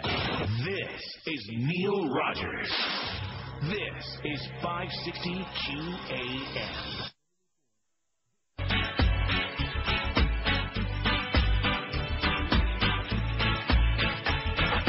I must be high, thinking my life is so important to you, 'cause my sick mind thinks the social life is the hardest job to do. My skinny thighs are gonna head up to the sky, 'cause I'm a slut whose body's very publicized. Some people cannot see I've got a stupid mind, but you can do me, just get in line. And I have no pride, oh no. Even though I'm completely crazy, even though I'm a mess inside, if you show me a camera, baby, I'll strip and smile. I can make $1 million without any work to do. When wealthy skanks like me just holler, you worship all that they do. I have no earthly use. 133 560 WQAM 5670560 is the number in Dayton. Broward 877-785-6345 is the toll-free out of those counties line, and pound 560 is free if you're a Singular or Verizon wireless customer. Do you want to hear about African women are ironing their daughters' breasts with hot rocks? Yes, I do. Yeah, really? Because just when you thought you knew everything about Africa and all the kooky customs that they do over there, you know, they got the female circumcision. Every once in a while, somebody will pop on to Oprah or one of these other interview shows talking about the outrage of female circumcision going on over there. They've really got some issues. And then there's the people that believe that if you have sex with a virgin, it'll cure your AIDS. Remember that rumor I started? Oh, yeah, that's the best. As a matter of fact, it's important to do it twice. That's extra important. Apparently, and this is going on in Cameroon and other neighboring countries in West Africa. I'm going to paraphrase. I'm not going to bother reading it. They believe that when the young girls start developing breasts, that's a bad thing. It marks the beginning of their potential sexual activity. That's the rationale going here. So what you do is you hold the girl down and you get a hot rock, right? And you mash it up against the breast one after another to keep the breast from growing, okay? Sound like terrorists to me. It sounds awful. It sounds terrible. And they were interviewing one of the mothers, and they're saying, hey, why are you doing this? And the mother says, oh, because my mom did it to me. Oh, perfect. Ain't that a good reason? That's why this notion of tradition, when I hear people say, oh, it's tradition, it's tradition. Tradition sucks. If you do something because of tradition, you're an idiot. How about have a good reason for doing the things that you do? Isn't that a revolutionary concept? Don't do anything unless there's a good reason for it or unless it's fun. Last time I checked, well, I don't know. I don't know anybody that would get a charge off of ironing women's breasts, but I'm sure they're out there. Yeah. So there's if your mother did it to you, you know. And somebody faxed this in. Look, very nice one-page fax.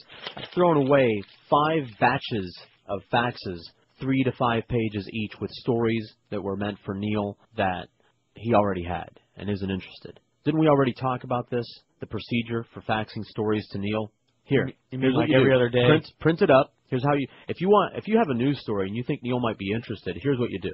You print it up. You walk over to the fax machine. You fold the paper in half. You fold it in half again. You fold it in half again until it's, a long, thin strip, and then you shove it up your ass. That's how you fax a story to Neil. We could do this all day. Print out the fax, walk to the bathroom, wipe your ass with it, and flush it. Print the fax up, walk over to the nearest window, put the fax in your pocket, and jump out. That's what you do if you want to fax a story to Neil. How's that? Just to avoid the confusion. It's either something stupid that he doesn't care about or something he's already gotten. I really like this tall, red-headed, tattooed woman over here. Oh, I'm on the Fear Factor. Adriana Curry. Adrian Curry? She's a nut. They finally do get married, and she's a nut, and he's a nut for marrying her. Because he's already had her, and then some. Every which a way. He's got a pretty good resume for chicks. He's got Christopher Knight. Well, he had an advantage. Not that we can't give him some credit where it's due, because he's an old man and he's kept himself in shape and he's got all his hair. But he played He played that Brady thing out for all it was worth, and he's still playing it. Not that we wouldn't. You hear a lot of these child stars and they're all stigmatized. Doesn't that make you want to puke? You don't understand. My childhood was taken away from me. I want to beat them in the face. Well, let me take your adulthood away from you, too. Did you get food? Then shut up. How's that? I'll be like Bill O'Reilly. Shut up. I don't want to hear anybody unless you were starved or beaten as a child, I don't want to hear your sob story. Because there are people that didn't have food and didn't have the ability to walk safely from one end of their house to the other without getting beaten. QAM, hello. Hello. Hello. Yeah, hi. I want to talk to George. You're talking to George now.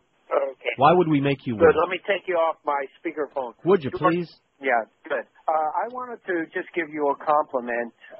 Shucks. Could you mail it to me instead? Okay, yes. thanks. QAM, hello. Hello. Hello. Does that mean I'm on the air? That's exactly what it means. That's amazing. No foreplay, just like my bedroom. Don't you just love it? Hey, when I can get it, yeah. What happened to Neil? Is he all right? Huh?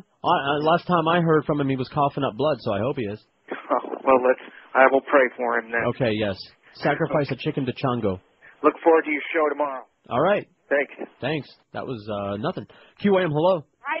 QAM, hello. Coming for you, Ron. Hey, what's the fax number? Gonna take you fishing. QAM, hello. QAM, hello. Hey, George. Hey, what? Hey, listen, man. I see Israel as a terrorist country. Do you?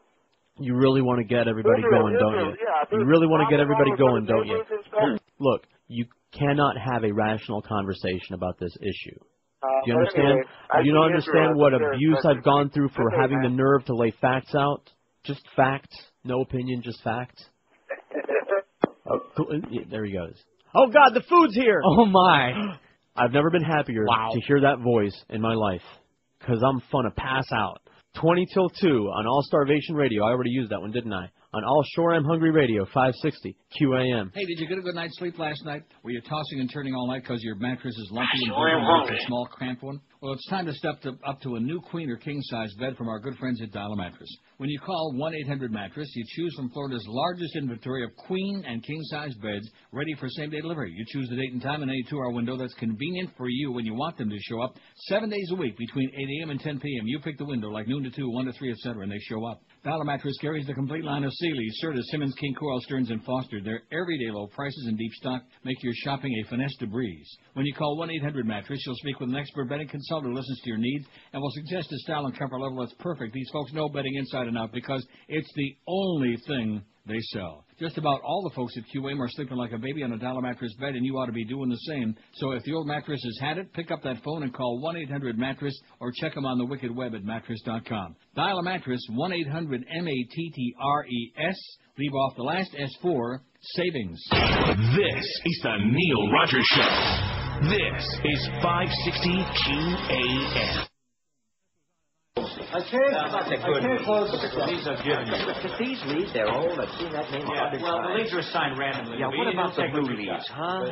The new leads. I can't close. Nobody can close them. They're old. The leads are garbage. Nobody can close. The leads are weak. All I need is a lead. Closing isn't always easy. especially if you're only given the old leads. What if with one phone call, you can get fresh new leads and actually close enough to get yourself on the Cadillac board? Get the chalk! Hey, get the chalk! Put me on the Cadillac board! It's not too good to be true. It's the Glengarry Leads, the leading provider of good leads on pink cards with gold ribbon wrapped around them, not the ones on the blue cards you're used to trying to close on. You hear me, you faggot? No matter what kind of property you're trying to close on, Glengarry has the leads you need. These are the new leads, and you don't get them. Unless you call now. 1-800 Glengarry Leads. They're for closers. That's 1-800. Get to work. That's 1-800. Have you made your decision for Christ? Call Glengarry Leads now, and you'll receive $6,000 and one Cadillac. That's 1-800. Close.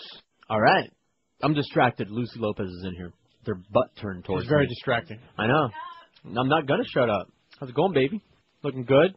Thank you for the pizza, George. You're welcome. We're here for you. Mwah. We're your She tools. smells good, too. We're your fools and your tools. I know she smells good. She looks good. She smells good. And I've hugged her, so I know she feels good. And in the shower, you don't want to know what we do in the shower. Every morning, baby. You're my rinse cycle. Bye. Have a nice day on Power 96. She's a pip. She's a sweetheart. She is.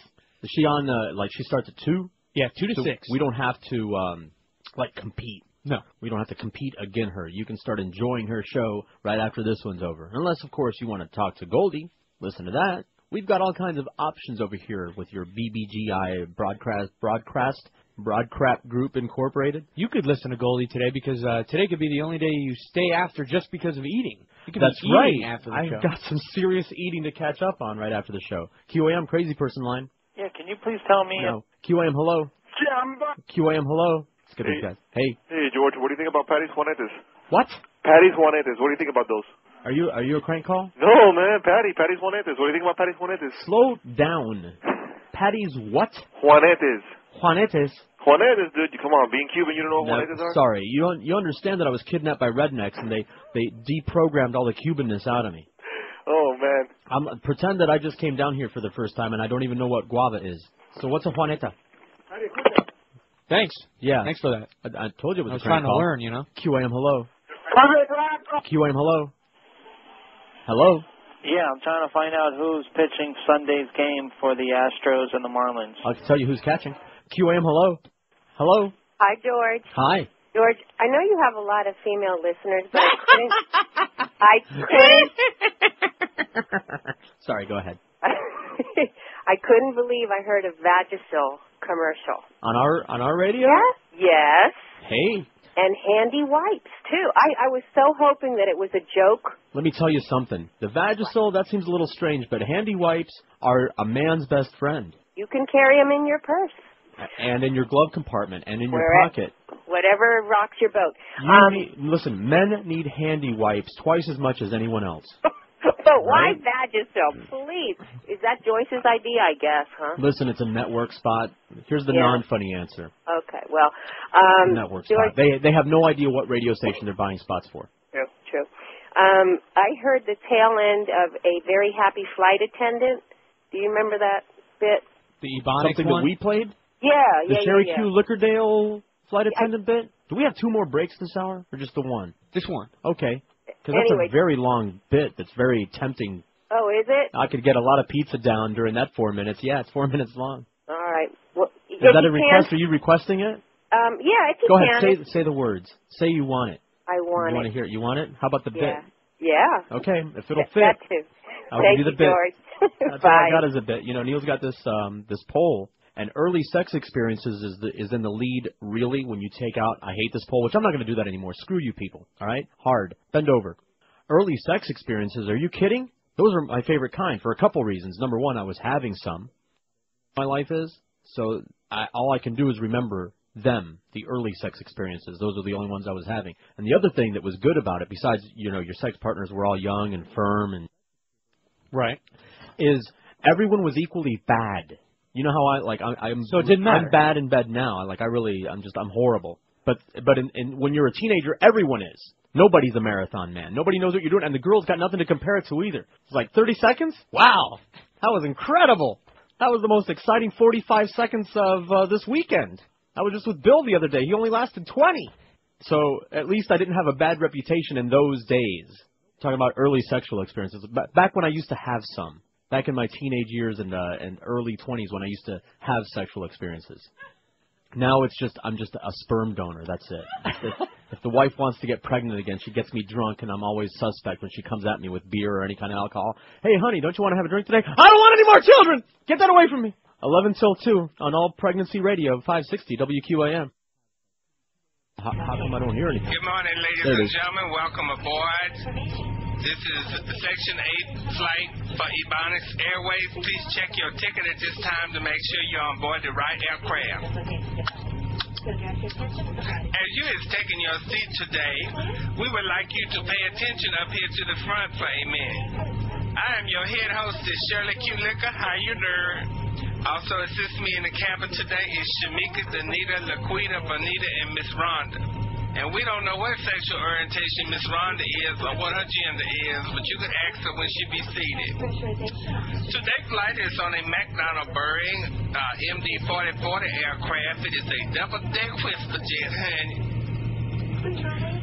If we run into any problem on the aircraft today, our captain is Reverend Cleotis Jefferson, who is also pastor of Macadamia Jubilation Congregation. And he is assisted today by Deacon Earl Clovis, and we want to welcome him into the spirit of the Lord. Ladies and gentlemen, it have come to our attention that we have a celebrity on today's flight. Let's give it up and put your hands together for the complex multi-talents of Miss LaToya Jackson, who is flying first class with us today. I would like to point out that regulations do require that all firearms be securely stowed for the duration of the flight today to New Orleans. Ladies and gentlemen, we as your cabin crew is pleased to serve you. Do not hesitate to ask for assistance. However, the stewardess do not appreciate if people are feeling up on their legs.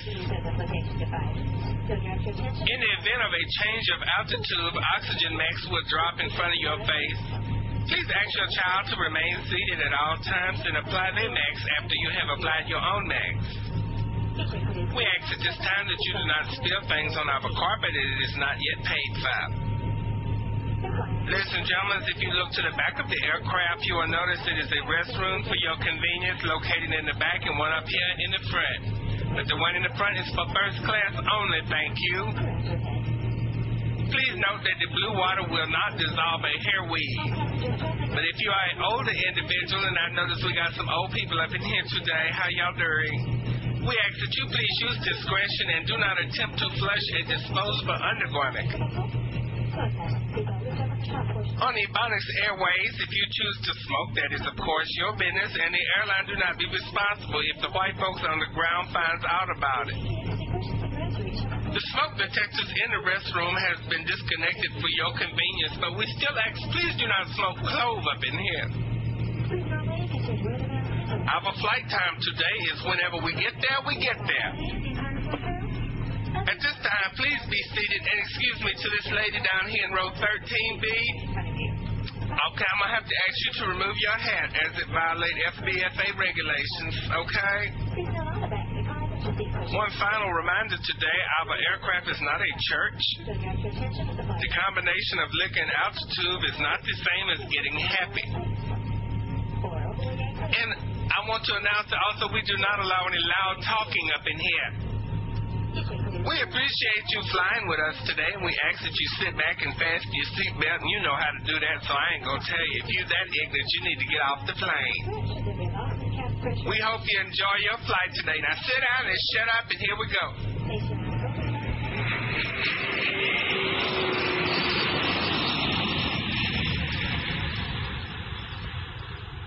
Oh, that bought me just enough time to get some of this pizza down. Thank you. Thank you, Tracy from New Orleans. You notice that flight is headed to New Orleans?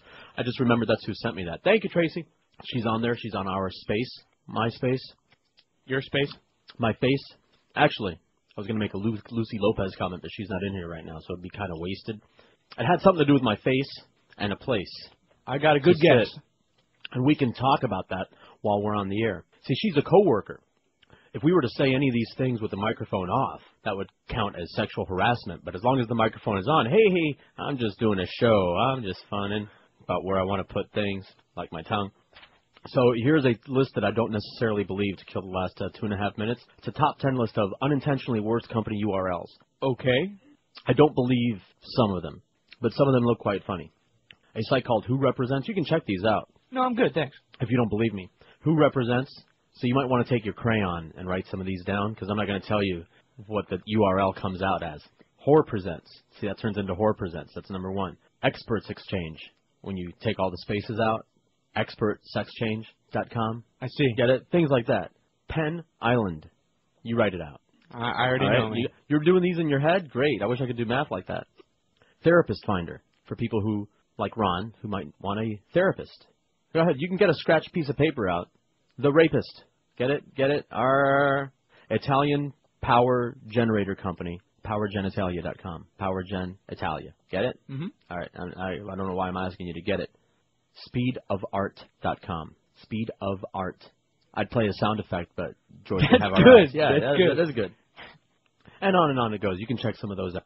I don't know why. I just you can say that. 2 minutes. Can't What? You? Speed of Fart? Speedofart. Yeah. Speedofart. No, it was the sound effect that I'd get in trouble for playing. Oh, this is true. I'm all distracted because the food. Thinking about, does Lucy want more pizza? Does she want like some of this salad? Maybe we should order desserts. Let's entice her with food. That always works. Well, not necessarily always. Food, alcohol, drugs. Oh, by the way, Joe, how dry I am. Joe sent me a fax that said that I sounded dry. Okay. Yeah, I could use a drink. Me too, actually. I sure could. QAM, hello. Why am I taking calls? We're so late. What time do you have on your clock? 59. Okay. Well, Goldie's up next. Jim Mandich at 4. Marlins on deck at 6:30. Marlins in the Astros 7:05. Ed Kaplan from Las Vegas after the game.